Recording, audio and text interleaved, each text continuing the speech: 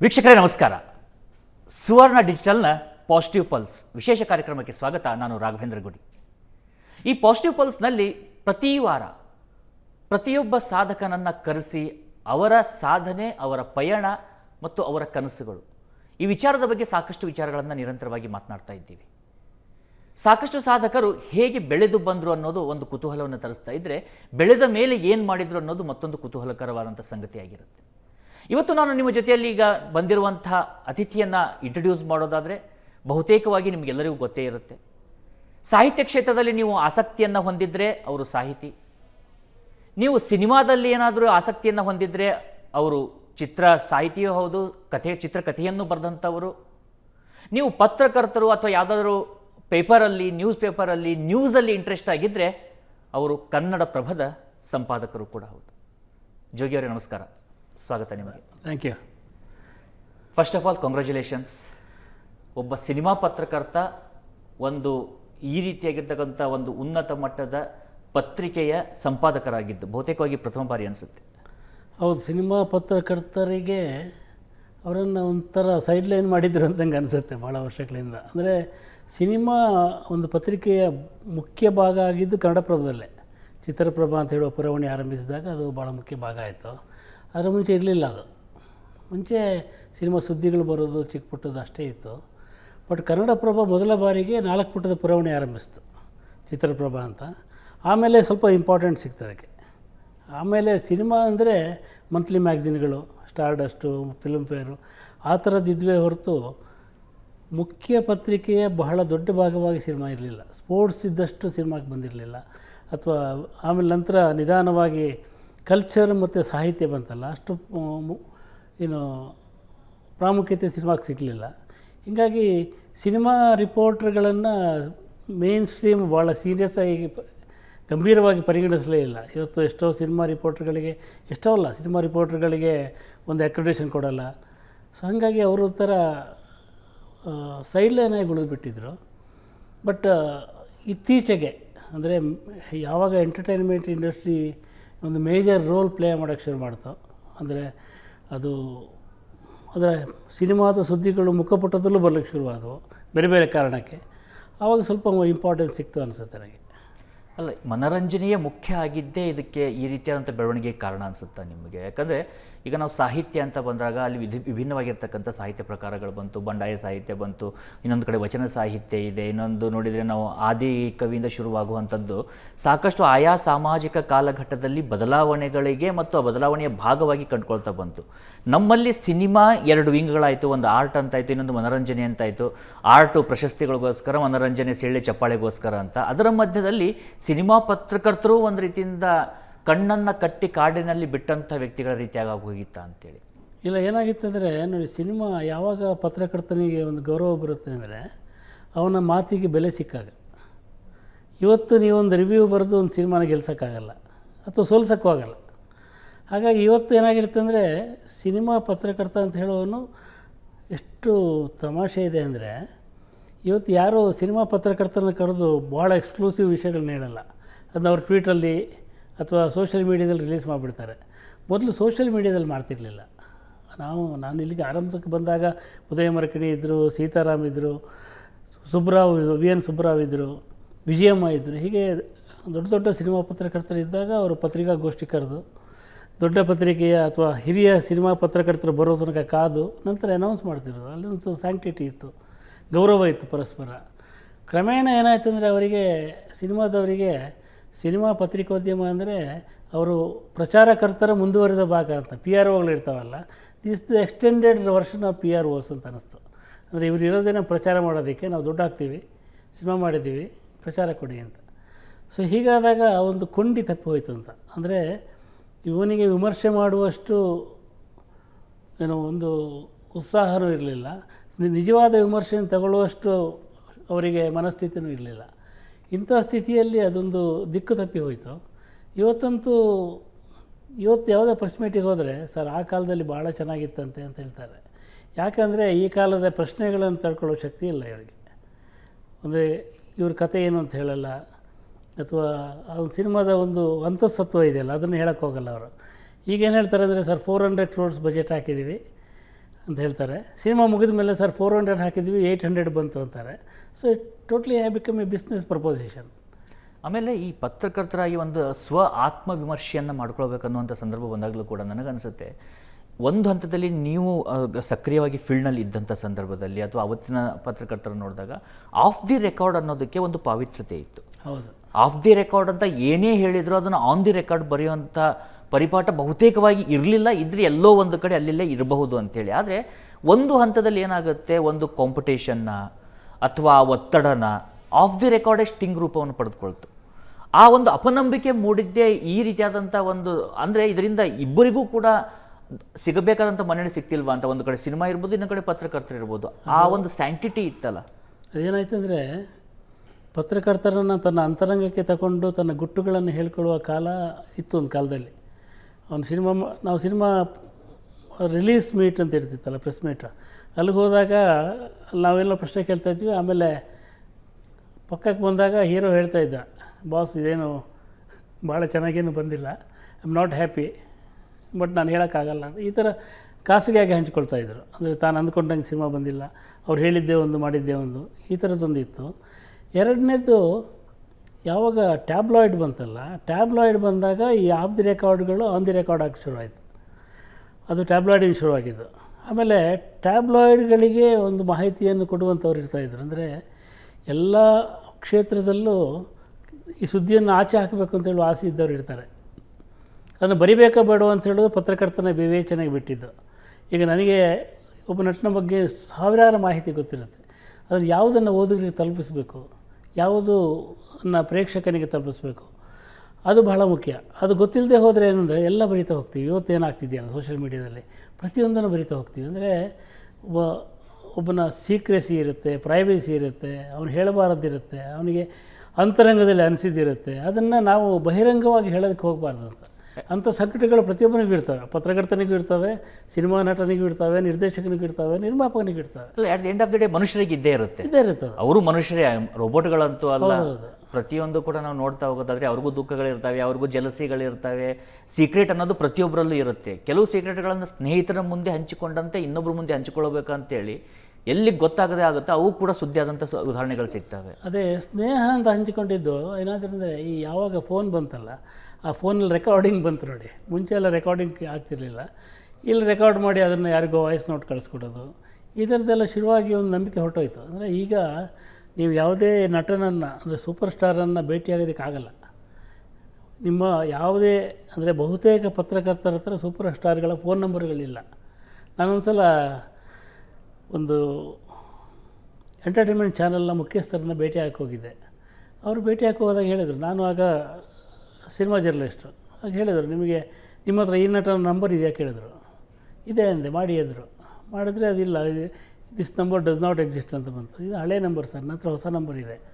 ನಾನು ಒಂದಕ್ಕೆ ರಿಂಗ್ ಮಾಡಿದರೆ ಅವ್ರು ಫೋನ್ ತೆಗಿತಾರೆ, ನಿಮಗೆ ಅವ್ರ ಫೋನ್ ನಂಬರು ಕೊಡೋಲ್ಲ, ನಿಮ್ಮ ಫೋನು ತೆಗಿಯಲ್ಲ. ಯಾಕಂದರೆ you are not useful to them. ನಾನು ಅವರಿಗೆ ಒಳ್ಳೆ ಪ್ರೋಗ್ರಾಮ್ಗಳು ಕೊಡ್ತೀನಿ, ನಾನು ಸ್ನೇಹದಲ್ಲಿ ಇಟ್ಕೊಂಡಿದ್ದೀನಿ. ಅವರೇನಾದರೂ ಅವರಿಗೆ ಹುಟ್ಟುಹಬ್ಬ ಆದಾಗ ಅವ್ರ ಮನೆಗೆ ಹೋಗಿ ಒಂದು ಬೊಕೆ ಕೊಟ್ಟು ಬರ್ತೀನಿ. ಒಂದು ಕಾರ್ಡಿಯಲ್ ರಿಲೇಷನ್ಶಿಪ್ ಇಟ್ಕೊಂಡಿದ್ದೀನಿ. ನೀವು ಇಟ್ಕೊಂಡಿಲ್ಲ. ನೀವು you go to him only for news. ಏನೋ ಬ್ರೇಕಿಂಗ್ ನ್ಯೂಸ್ ಇದೆಯಾ, ಅವನ ಜೀವನದಲ್ಲಿ ಏನೋ ಸಿಗುತ್ತಾ, ಇದಕ್ಕೆ ಹೋಗ್ತೀರಿ ಪತ್ರಕರ್ತರು. ಹೀಗಾಗಿ ಅವ್ರು ನಿಮ್ಮನ್ನು ದೂರ ಇಡ್ತಾರೆ ಅಂತ ನನಗೆ ಆಮೇಲೆ ನಿಜ ಅನ್ನಿಸ್ತು. ಯಾಕಂದರೆ ಇದು ಬರೀ ಪತ್ರಿಕೋದ್ಯಮ ಅಲ್ಲ, ರಾಜಕಾರಣದಲ್ಲೂ ಅದೇ ಇದೆ. ಅಂದರೆ ಒಬ್ಬ ತನ್ನ ಸೋಲನ್ನು ಹೇಳ್ಕೊಳ್ಳೋದಕ್ಕೆ ಅಥವಾ ತನ್ನ ಹತಾಶೆಯನ್ನು ಹೇಳ್ಕೊಳ್ಳೋದಕ್ಕೆ ಒಬ್ಬನ ಬಯಸ್ತಾನೆ. ಅವನು ತನಗೆ ಗೊತ್ತಿರೋನಾದಷ್ಟು ಒಳ್ಳೆಯದು. ತುಂಬ ವರ್ಷ ತನಗೆ ಗೊತ್ತಿದ್ದಾರೆ ಅಂದರೆ ಯಾರ ಹತ್ರ ಹೇಳ್ಕೊಳ್ಬೇಕು ಅವನು. ಸೊ ಈ ಥರದ ಒಂದು ಬಾಂಧವ್ಯ ಇರಬೇಕೋ ಬೇಡೋ ಗೊತ್ತಿಲ್ಲ, ಇಲ್ಲ ಈಗ. ಬಟ್ ಇನ್ನೊಂದೇನಾಗ್ತಾ ಇದೆ, ಇನ್ನೊಂದು ಡೇಂಜರಸ್ ಸಿಚುವೇಶನ್ ಆಗಿದ್ದಂದರೆ, ಕೆಲವು ನಟರ ಅಭಿಮಾನಿಗಳ ಪತ್ರಕರ್ತರ ಅಂತ ಕನ್ಫ್ಯೂಷನ್ ಆಗಬೇಕು, ಆ ರೀತಿಯಾದಂಥ ಬೆಳವಣಿಗೆಗಳನ್ನು ಕೂಡ ನಾವು ನೋಡ್ತೀವಿ. ಅದು ಎಷ್ಟು ಅಂದರೆ ಇದು ಪತ್ರಿಕೋದ್ಯಮಕ್ಕೆ ಉಪಯುಕ್ತನ ಅಥವಾ ಭವಿಷ್ಯದ ದೃಷ್ಟಿಯಿಂದ ಉಪಯುಕ್ತನ ಅಥವಾ ಅಲ್ವಾ? ಅಂದರೆ ಯಾವುದು ರೆಡ್ ಲೈನ್ ಆಗಿರಬೇಕು ಒಬ್ಬ ಪತ್ರಕರ್ತನಿಗೆ? ಇವತ್ತಿನ ಮಾತನ್ನು ಕೇಳಿದರೆ ನನಗೆ ಗೊತ್ತಿಲ್ಲ. ಯಾಕಂದರೆ ಇವತ್ತು ಅಂಥ ಒಂದು ಲೈನೇ ಇಲ್ಲ. ಮೊದಲಿತ್ತು. ಮೊದಲು ಹೆಂಗಿತ್ತಂದರೆ, ಒಬ್ಬ ಪತ್ರಕರ್ತನ ಉದ್ದೇಶ ಸತ್ಯ ಹೇಳೋದು ಸುಳ್ಳು ಹೇಳೋದು ಅದು ಬೇರೆ. ಏನಿದೆ ಅಂದರೆ, ಒಂದು ಸಿನಿಮಾ ಇದ್ದರೆ ಆ ಸಿನಿಮಾ ಇಂಡಸ್ಟ್ರಿಗೆ ಒಂದು ಸುದ್ದಿ ಅಂತಿರುತ್ತೆ. ಆ ಸುದ್ದಿಯನ್ನು ಆ ಸಿನಿಮಾ ಇಂಡಸ್ಟ್ರಿಯ ವ್ಯೂವರ್ ಯಾರಿದ್ದಾನೋ ಅವನಿಗೆ ಬೇಕಾದಷ್ಟನ್ನು ತಲುಪಿಸುವಂಥ ಕೆಲಸವನ್ನು ಪ್ರಾಮಾಣಿಕವಾಗಿ ಮಾಡಬೇಕಿತ್ತು ಅವನು. ಅಂದರೆ ಒಂದು ಸಿನಿಮಾ ಬಂದಾಗ ಅದನ್ನು ರಿವ್ಯೂ ಮಾಡಬೇಕಿತ್ತು. ಆ ರಿವ್ಯೂ ಮಾಡೋ ಹೊತ್ತಿಗೆ ಅವನು ಏಕಕಾಲಕ್ಕೆ ನಿರ್ಮಾಪಕನ ಹಿತವನ್ನು ಕಾಯಬೇಕಿತ್ತು, ಅಲ್ಲಿ ದುಡ್ಡು ಕೊಟ್ಟು ಬರೋ ಪ್ರೇಕ್ಷಕನಿಗೂ ತೊಂದರೆ ಆಗಬಾರ್ದಿತ್ತು. ಹಾಗೆ ಒಂದು ಬ್ಯಾಲೆನ್ಸ್ ಮಾಡಿ ಉದಯ ಮರಕಿಣಿ ಬರೀತಿದ್ರು ಆ ಕಾಲದಲ್ಲಿ, ನಾನು ಬರೀತಿದ್ದೆ. ಆ ಥರದ ರಿವ್ಯೂಗಳಲ್ಲಿ ನಿಜವಾದ ಪ್ರೇಕ್ಷಕನಿಗೆ ಅರ್ಥ ಆಗೋದು ಇದು ಸಿನಿಮಾಗೆ ಹೋಗಬೇಕೋ ಬೇಡವೋ ಅಂತ. ಬಟ್ ನಿರ್ಮಾಪಕನಿಗೆ ಇದು ಬೈದು ಬರೆದಿದ್ದನ್ನು ಗೊತ್ತಾಗ್ತಿರಲಿಲ್ಲ.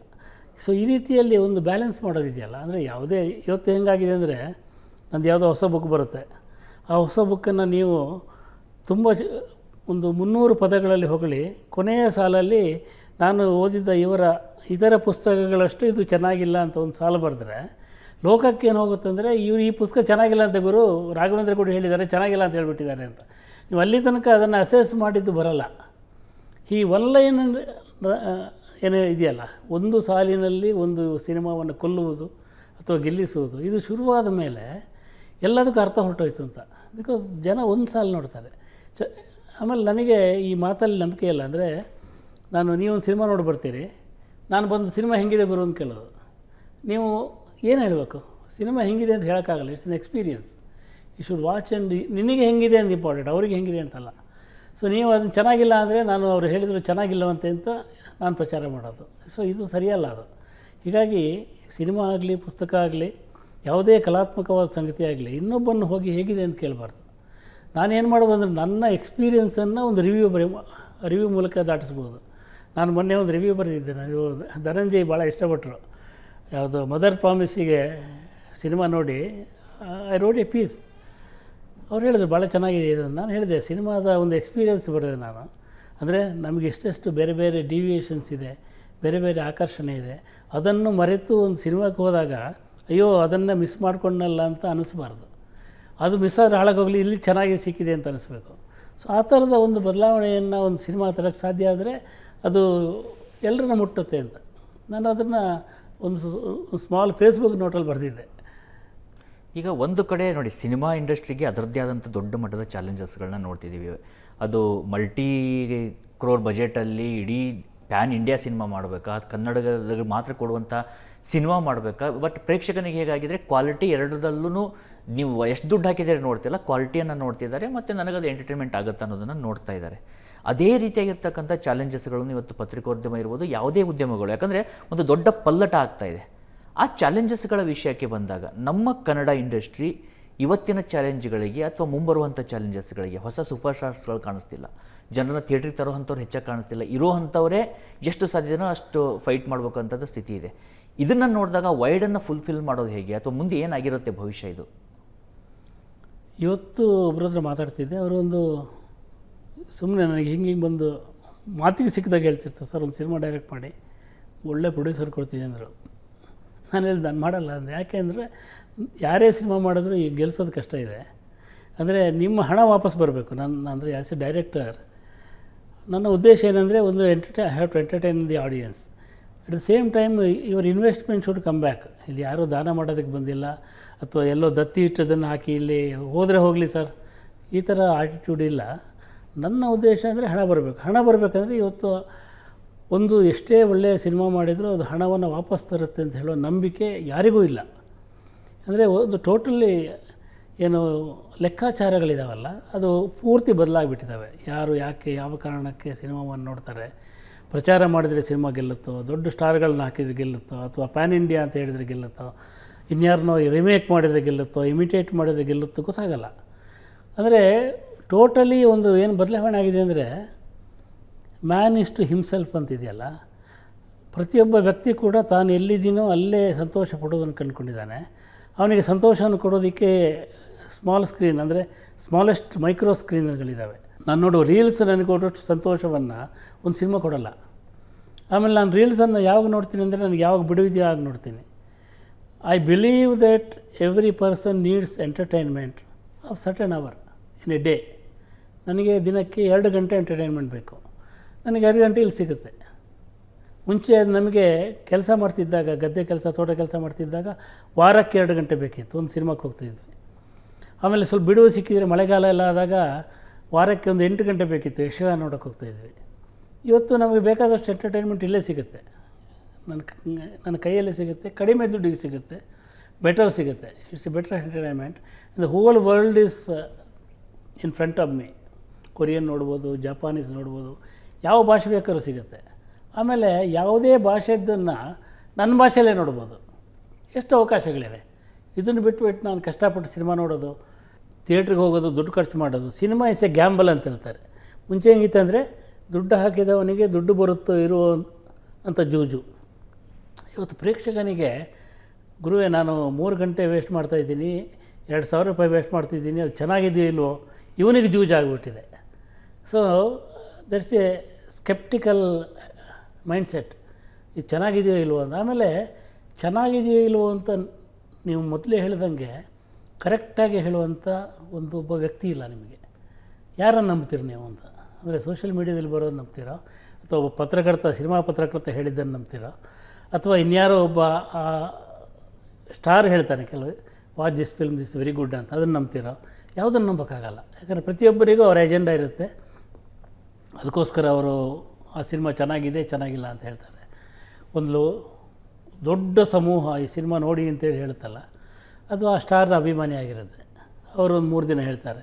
ಮತ್ತೊಂದು ದೊಡ್ಡ ಸಮೂಹ ಇದು ಭಾಳ ಕೆಟ್ಟದಾಗಿದೆ ನೋಡಬೇಡಿ, ಅದು ಆ ಸ್ಟಾರ್ನ ವಿರೋಧಿಗಳದ್ದಾಗಿರುತ್ತೆ. ಹೀಗೆ ನಮಗೆ ಸತ್ಯ ಗೊತ್ತಾಗ್ಬಿಟ್ಟಿದೆ ಅಂತ. ಅಂದರೆ ನಾನು ಆ್ಯಸ್ ಎ ಕಾಮನ್ ಆಡಿಯನ್ಸ್ ನನಗೆ ಯಾರನ್ನೂ ನಂಬೋಕ್ಕಾಗ್ತಿಲ್ಲ. ನನಗೆ ಟ್ರೇಲರ್ನ ನಂಬೋಕ್ಕಾಗ್ತಿಲ್ಲ. ಭಾಳ ಚೆನ್ನಾಗಿ ಟ್ರೇಲರ್ ಕಟ್ ಮಾಡ್ತಾರೆ, ಅದನ್ನು ನೋಡಿದ್ರೆ ಭಾಳ ಒಳ್ಳೆಯ ಸಿನಿಮಾ ಅನಿಸುತ್ತೆ, ಬಟ್ ಅದರಲ್ಲಿ ಇರಲ್ಲ. ಅಥವಾ ಡಿಸ್ಕಷನಲ್ಲಿ ಕೂತ್ಕೊಂಡು ಭಾಳ ಅದ್ಭುತವಾಗಿ ಮಾತಾಡ್ತಾರೆ, ಪ್ರತಿಯೊಂದು ಶಾರ್ಟ್ ಹೆಂಗೆ ಕಟ್ಟಿದ್ವಿ, ಕತೆ ಹೆಂಗೆ ಮಾಡಿದ್ವಿ ಅಂತ. ಬಟ್ ಅಲ್ಲಿ ಇಷ್ಟು ಎಂಟರ್ಟೈನಿಂಗ್ ಡಿಸ್ಕಷನ್ ಅಷ್ಟು ಎಂಟರ್ಟೈನಿಂಗ್ ಸಿನಿಮಾ ಆಗಿರಲ್ಲ. ಹೀಗೆ ಬಹಳ ಡೌಟಲ್ಲಿ ಇರ್ತಾನೆ ಮನುಷ್ಯ. ಈ ಊರ ಕಡೆ ನಾವು ಹೋದಾಗ ಕೆಲವೊಂದಿಷ್ಟು ಜನ ಮಾತಾಡ್ತಿರ್ತಾರೆ, ಏನು ನಮ್ಮ ವಂಶ ಅಂದರೆ ಏನು, ನಮ್ಮ ದೊಡ್ಡಪ್ಪ ನಮ್ಮ ಅಜ್ಜ ಇಸ್ಪೇಟಲ್ಲಿ ಎಕರೆಗಟ್ಟಲೆ ಹೊಲ ಕಳೆದ ಅಂತೇಳಿ. ಈಗ ಅವನ ಹತ್ರ 1 ಎಕರೆನೂ ಹೊಲ ಇಲ್ಲ, ನಮ್ಮ ಮುತ್ತಜ್ಜ ಇಸ್ಪೇಟಲ್ಲಿ ಎಕರೆಗಟ್ಟಲೆ ಹೊಲ ಕಳೆದ ಅನ್ನೋಂಥರ ಹೇಳ್ಕೊತಿರ್ತಾರೆ. ಅಂಥ ಪಳಿಯುಳಿಕೆಗಳು ಇವತ್ತು ಸಿನಿಮಾ ಇಂಡಸ್ಟ್ರಿಯಲ್ಲಿ ನೋಡಿದಾಗಲೂ ಕೂಡ ಎಲ್ಲರೂ ಬಾಯಿ ಮಾತಿಗೆ ಅಂತಾರೆ ಸಿನಿಮಾ ಎಲ್ಲಕ್ಕಿಂತ ದೊಡ್ಡದು ಅಂತೇಳಿ.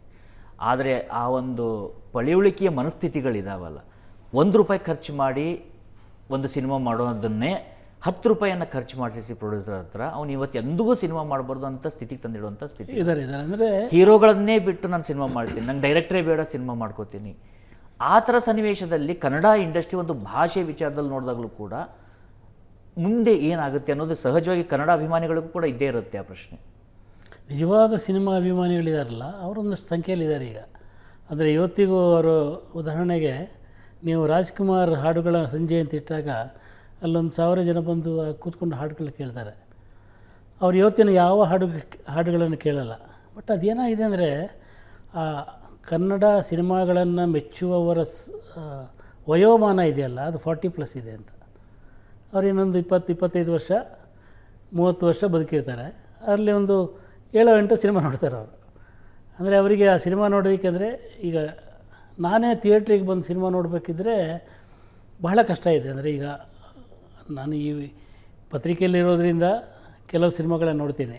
ಬಟ್ ನಾನು ರಿಟೈರ್ ಆದಮೇಲೆ ನಾನು ಥಿಯೇಟ್ರಿಗೆ ಬರೋದು ಬಹಳ ಅಪರೂಪ. ಅಂದರೆ ಅಂಥ ಒಂದು ಸಿನಿಮಾ ನನಗೆ ಹಳೆಯ ಕಾಲದ ಯಾವುದೋ ಒಬ್ಬ ನನ್ನನ್ನು ಸೆಳೆದಂಥ ನಿರ್ದೇಶಕ ಅಮೋಲ್ ಪಾಲೇಕರ್ ಸಿನಿಮಾ ಬಂತು, ಗುಲ್ಜಾರ್ ಸಿನಿಮಾ ಮಾಡಿದ್ರು, ಗುಲ್ಜಾರ್ ಮಗಳು ಮಾಡಿದರು. ಈ ಥರ ಇದ್ದರೆ, ಅಥವಾ ಇಲ್ಲಿ ಯಾರಾದರೂ ಕಾಸರವಳ್ಳಿ ಒಂದು ಹೊಸ ಸಿನಿಮಾ ಮಾಡಿದರು, ಈ ಥರ ಇದ್ದಾಗ ನಾನು ಹೋಗ್ಬೋದೇ ಹೊರತು ಈ ಯಾವುದು ತೆಲುಗು ಸಿನಿಮಾಗಳ ನಕಲುಗಳು, ಅಂದರೆ ತೆಲುಗು ಸಿನಿಮಾದ ಛಾಯೆಯನ್ನಿಟ್ಟುಕೊಂಡು ಅದರ ಪಡಿಯಚ್ಚಿನಂತೆ ಬರುವ ಸಿನಿಮಾಗಳಿದಾವಲ್ಲ, ಅದನ್ನು ನಾನು ನೋಡಲ್ಲ. ಅವತರಣಿಕೆ ಅಂದರೆ ಅದು ಹೆಂಗಾಗಿದೆ ಅಂದರೆ, we took the Telugu model. ಆ ಮಾಡೆಲ್ ತಗೊಂಡು ಅಲ್ಲಿ ಏನು ಮಾಡ್ತಾನೋ, ಬಾಲಯ್ಯ ಏನು ಮಾಡ್ತಾನೋ, ಇಲ್ಲಿ ಬೀಲಯ್ಯನೋ ಅವನೇ ಅದೇ ಮಾಡ್ತಾನೆ. ಸೊ ಆ ಥರದ್ದನ್ನು, ಅಂದರೆ ನಾವೇನು ಅಂದ್ಕೊಂಡಿದ್ದೀವಿ ಅಂದರೆ ಅಲ್ಲಿ ಸಕ್ಸಸ್ ಆದ್ದು ಇಲ್ಲಿ ಸಕ್ಸಸ್ ಆಗುತ್ತೆ ಅಂತ, ರಿಮೇಕ್ ಶುರುವಾದ ಕಾಲದಲ್ಲಿ ಅಲ್ಲಿ ಗೆದ್ದದ್ದು ಇಲ್ಲಿ ಗೆಲ್ಲುತ್ತೆ ಅಂತ. ಅಂದರೆ ಸಿನಿಮಾ ಕನ್ನಡದ ಆಡಿಯನ್ಸ್ ಇಸ್ ಭಾಳ ಯೂನಿಕ್. ಇವರು ಅಲ್ಲಿ ಗೆದ್ದನ್ನು ಇಲ್ಲಿ ಹಂಸಗೀತೆಯನ್ನು ಗೆಲ್ಲಿಸಿದ್ದಾರೆ, ಕಾಡು ಸಿನಿಮಾವನ್ನು ಗೆಲ್ಲಿಸಿದ್ದಾರೆ, ಭೂತಯ್ಯ ನಮಗ ಅಯ್ಯೋ ಸಿನಿಮಾವನ್ನು ಗೆಲ್ಲಿಸಿದ್ದಾರೆ, ಇತ್ತೀಚೆಗೆ ತಿಥಿ ಗೆಲ್ಲಿಸಿದ್ದಾರೆ, ಆಮೇಲೆ ಸೂಫ್ರಮ್ ಗೆಲ್ಲಿಸಿದ್ದಾರೆ. ಆಮೇಲೆ ಒಲವಾರ ಅಂತ ಒಂದು ಸಿನಿಮಾ ಎಷ್ಟು ಚೆನ್ನಾಗಿತ್ತು ನೋಡಿ. ಅದನ್ನು ಮೊದಲು ಗೆಲ್ಲಿಸಲಿಲ್ಲ, ಬಟ್ ಆಮೇಲೆ ಜನ ಬಂದರು. ಬಟ್ ಅವನಿಗೆ ಆ ಸಿನಿಮಾವನ್ನು ಸಸ್ಟೈನ್ ಮಾಡೋಕ್ಕೆ ಶಕ್ತಿ ಇರಲ್ಲ.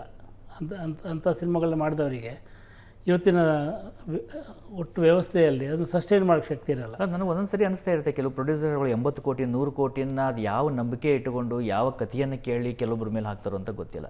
ಎಷ್ಟೋ ಸರಿ ಅದೇ ನಿರ್ಮಾಪಕರು ಏನಾದರೂ 1 ಕೋಟಿ 2 ಕೋಟಿದು ಒಂದು 10-15 ಸಿನಿಮಾಗಳನ್ನ ಮಾಡಿದರೆ ಅದರಲ್ಲಿ ಒಂದು 4-5 ಸಿನಿಮಾ ಚೆನ್ನಾಗಿದೆ, ದುಡ್ಡು ಹಾಕಿದ ದುಡ್ಡು ವಾಪಸ್ ಬರ್ತಾ ಇದೆ, ಆದರೂ ಕೂಡ ಭವಿಷ್ಯ ಬೆಳೀತಾ ಹೋಗುತ್ತೆ. ಅದ್ರ ಕಡೆ ಯಾರೂ ಗಮನಿಸ್ತಾ ಇಲ್ವಾ ಅಂತ. ನೀವು ಇದು ಹೇಳಬೇಕು ಒಂದು ತಮಾಷೆಯಾಗಿ ನನ್ನ ಗೆಳೆಯ ಹೇಳ್ತಾ ಇರ್ತಾನೆ, 400 ಕೋಟಿ ಅಂತ ಹೇಳ್ತಾರೆ ಒಂದು ಸಿನಿಮಾಕ್ಕೆ ಅಂತ. ಆ ಸಿನಿಮಾ ಸುಮಾರು 120 ನಿಮಿಷ ಇರುತ್ತೆ. 120 ನಿಮಿಷ ಇಂಟು 12 4 ಅಂದರೆ 1 ನಿಮಿಷಕ್ಕೆ 3 ಕೋಟಿ ಖರ್ಚು ಮಾಡ್ತಾನೆ. 1 ನಿಮಿಷಕ್ಕೆ 3 ಕೋಟಿ ಖರ್ಚು ಮಾಡುವಂಥದ್ದು ಏನಿರುತ್ತೆ ಸಿನಿಮಾದಲ್ಲಿ ಅಂತ ಅವನಿಗೆ ಆಶ್ಚರ್ಯ, ಒಂದು ಎವರೇಜ್ ನೋಡಿದ್ರೆ. ಸೊ ಹೀಗಾಗಿ ಈ ಸಿನಿಮಾಕ್ಕೆ ಮಾಡುವಂಥ ಖರ್ಚು ಆ ಸಿನಿಮಾಗೆ ಬೇಕಾದ ಖರ್ಚು ಆಗಿರಲ್ಲ. ಅದೇನಾಗಿರುತ್ತೆ ಅಂದರೆ ಒಂದು ರೀತಿಯಲ್ಲಿ ಇಲ್ಲಿಯ ಸ್ಟಾರ್ ನಟ ಅಲ್ಲಿಯ ಸ್ಟಾರ್ ನಟನ ಜೊತೆ ಹೋಲಿಕೆ ಮಾಡಿಕೊಂಡು ನನ್ನ ಪಾನ್ ಇಂಡಿಯಾ ಸಿನಿಮಾ ಆಗುತ್ತೆ, ಅದರಿಂದ ಇಷ್ಟು ಬಜೆಟ್ಟು ಮಾಡಿ ಇಷ್ಟು ಖರ್ಚು ಮಾಡಿ ಇಷ್ಟು ಅದ್ದೂರಿಯಾಗಿ ಮಾಡಿ ಅಲ್ಲಿ ಇಷ್ಟು ದುಡ್ಡು ಬರುತ್ತೆ, ಈ ಥರ ಲೆಕ್ಕಾಚಾರಗಳನ್ನೇ ಹಾಕ್ಕೊಂಡು ಕೂತಿರ್ತಾರೆ. ಈ ಕತೆಗೆ ಎಷ್ಟು ಬೇಕು ಅಂತ ಕೇಳೋಕ್ಕೋಗಲ್ಲ. ಅದನ್ನು ಬಹಳ ಸೊಗಸಾಗಿ ಮಾಡುವ ಒಬ್ಬ ನಿರ್ದೇಶಕ ಇಲ್ಲಿದ್ದರೆ ಅದು ರಾಜ್ ಬಿ ಶೆಟ್ಟಿ. ಅವರೊಂದು ಪೈಸೆ ಜಾಸ್ತಿ ಖರ್ಚು ಮಾಡಲ್ಲ. ರಿಷಬ್ ಶೆಟ್ಟಿ ಅವರು ಕಾಂತಾರ 2ನಲ್ಲಿ ಸ್ವಲ್ಪ ಜಾಸ್ತಿ ಖರ್ಚು ಮಾಡಿದ್ರು ನಂಗೆ ಅನ್ನಿಸ್ತು. ಬಟ್ ಅಲ್ಲಿ ತನಕ ಅವರು ಸರ್ಕಾರಿ ಹಿರಿಯ ಪ್ರಾಥಮಿಕ ಶಾಲೆ ಇರ್ಬೋದು, ಕಿರಿಕ್ ಪಾರ್ಟಿ ಇರ್ಬೋದು, ಅಥವಾ ಕಾಂತಾರ 1 ಇರ್ಬೋದು, ಎಲ್ಲ ಅದರಲ್ಲಿ ಎಷ್ಟು ಒಂದು ಕಡಿಮೆ ಎಷ್ಟು ಬೇಕೋ ಅಷ್ಟೇ ಖರ್ಚು ಮಾಡಿಕೊಂಡು, ಅಂದರೆ ಒಂದು ಸಂಯಮದಲ್ಲಿ ಖರ್ಚು ಮಾಡೋದಿದೆಯಲ್ಲ, ಅದು ಕೂಡ ಒಬ್ಬ ನಿರ್ದೇಶಕನ ಕ್ರಿಯೇಟಿವಿಟಿ ಅಂತ ಹೇಳೋದು ನಾನು. ಸೊ ಅದನ್ನೆಲ್ಲ ಬಿಟ್ಟು ನೀವು ತುಂಬ ಖರ್ಚು ಮಾಡಿ ದುಡ್ಡು ಬರಲಿಲ್ಲ ಅಂತ ಅಳೋದಿಲ್ಲ, ಅರ್ಥನೇ ಇಲ್ಲ. We should know our limits.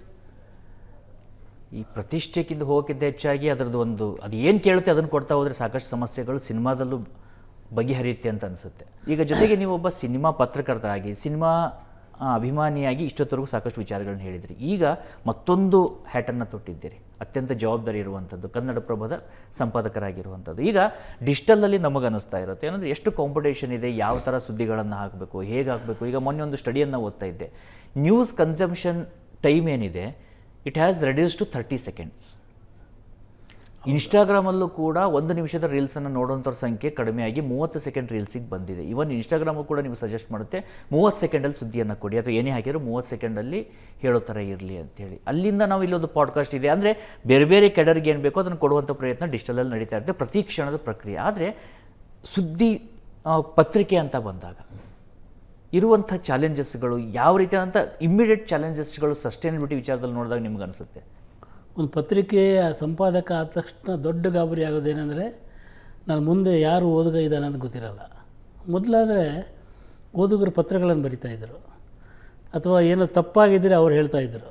ಇವತ್ತು ಆ ಕಡೆಯಿಂದ ಸದ್ದಿರಲ್ಲ, ಆ ಕಡೆಯಿಂದ ಯಾರಿಗೆ ಸುದ್ದಿ ಬೇಕೋ ಅವ್ರು ಮಾತಾಡ್ತಾರೆ, ಓದುಗ ಮಾತಾಡಲ್ಲ. ಓದುಗ ಬಹಳ ಕಡಿಮೆ. ನಿನ್ನೆ ಒಂದು ಪತ್ರ ಬರೆದಿದ್ರು ಒಬ್ಬರು 86 ವರ್ಷದವರು, ನಿಮ್ಮ ಪತ್ರಿಕೆಯಲ್ಲಿ ನನಗೆ ಒಂದು ಅಂಕಣ ಬರೀಲಿಕ್ಕೆ ಅವಕಾಶ ಕೊಡಿ, ನನಗೆ 86 ವರ್ಷ, ನಾನು 60 ವರ್ಷಗಳಿಂದ ನಿಮ್ಮ ಪತ್ರಿಕೆನೇ ಓದ್ತಾ ಇದ್ದೀನಿ ಅಂತ. ಅಂದರೆ ಅವರಿಗೆ 26 ವರ್ಷ ಇದ್ದಾಗ ಶುರು ಮಾಡಿದ್ದಾರೆ ಅವರು, ಅಲ್ಲಿಂದ ಓದ್ಕೊಂಬಂದಿದ್ದಾರೆ. ಈ 60 ವರ್ಷಗಳ ನಿಯತ್ತು ಇದೆಯಲ್ಲ, ಅದು ಪತ್ರಿಕೆಯನ್ನು ಕಾಪಾಡ್ತಾ ಬಂದಿದೆ ಇವತ್ತಿಗೂ ಕೂಡ. ಇವತ್ತು ಬಹಳ ಮನೆಗಳಿಗೆ ನಾನು ಹೋದಾಗ ನೋಡ್ತೀನಿ, ಆ ಮನೆಯಲ್ಲಿ ಹಿರಿಯ ಇರೋ ತನಕ ಪತ್ರಿಕೆ ಬರುತ್ತೆ. ಮುಂದಿನ ತಲೆಮಾರು ಬಂದಾಗ ಬೇಡ ಅಂತ, ಅಂದರೆ ನಾವು ಮನೇಲೇ ಇರಲ್ಲ, ಅಥವಾ ಮನೆಯಲ್ಲಿ ಈ ಹಳ್ಳಿಗಳು ವೃದ್ಧಾಶ್ರಮ ಆಗ್ತಿದ್ದಾವೆ ಅಂತ ಹೇಳಿದಾವಲ್ಲ, ಅಲ್ಲಿ ಹಳ್ಳಿಗಳಲ್ಲಿ ಪತ್ರಿಕೆ ಹೋಗುತ್ತೆ. ಅವ್ರು ಸಿಟಿಗೆ ಬರ್ತಾರಲ್ಲ, ಸಿಟಿಗೆ ಬಂದಾಗ ಪತ್ರಿಕೆ ಬರಲ್ಲ. ಹೀಗೆ ನಮ್ಮ ಓದುಗ ಯಾರು ಅಂತ ಗೊತ್ತಿಲ್ಲದಿರೋದು ಬಹಳ ದೊಡ್ಡ ಶಾಕಿಂಗ್. ಅಂಥ ಹೊತ್ತಲ್ಲಿ ನಾವು ಪತ್ರಿಕೆಯನ್ನು ಮಾಡಬೇಕು. ಎರಡನೇದು, ಮೊನ್ನೆ ಉದಾಹರಣೆಗೆ ಅರ್ಜೆಂಟೈನಾ ಸೋತ ಕ್ಷಣ ಇದೆಯಲ್ಲ, ರಾತ್ರಿ 2:49, ಅದು ಬೆಳಿಗ್ಗೆ 6 ಗಂಟೆ ಹೊತ್ತಿಗೆ ನ್ಯೂಸ್ ಪೇಪರಲ್ಲಿ ಎಷ್ಟು ರಾತ್ರಿ ಕೂತು ಹಾಕಿದರೂ ಗೊತ್ತಾಗ್ಬಿಡುತ್ತೆ. ಅದು 2:49 ಎಲ್ಲ ಪೇಪರ್ ಪ್ರಿಂಟ್ ಆಗೋಗಿರುತ್ತೆ. ಕನ್ನಡಪ್ರಭದಲ್ಲಿ ಒಂದು ಸಣ್ಣ ಸುದ್ದಿ ಬಂತು, ಅದನ್ನು ಏನು ಆ ದಿನ ಹಾಕೋಕ್ಕಾಗಲ್ಲ, ನೆಕ್ಸ್ಟ್ ಡೇ ಹಾಕೋಣ ಅಂದರೆ ಆ ಸುದ್ದಿಗೆ 36 ಗಂಟೆ ಆಗೋಗಿರುತ್ತೆ. ಅದು ಆ ಸುದ್ದಿ ಬಗ್ಗೆ ಚರ್ಚೆ ಮಾಡಿ ಎಲ್ಲ ಮುಗಿದು ಹೋಗಿರುತ್ತೆ. ಈ ಇಮಿಡಿಯಸಿ ಒಂದು ಸುದ್ದಿಯ ಬಿಸಿ ಇದೆಯಲ್ಲ, ಅದರದ್ದು ದೊಡ್ಡ ಸಮಸ್ಯೆ ಇದೆ.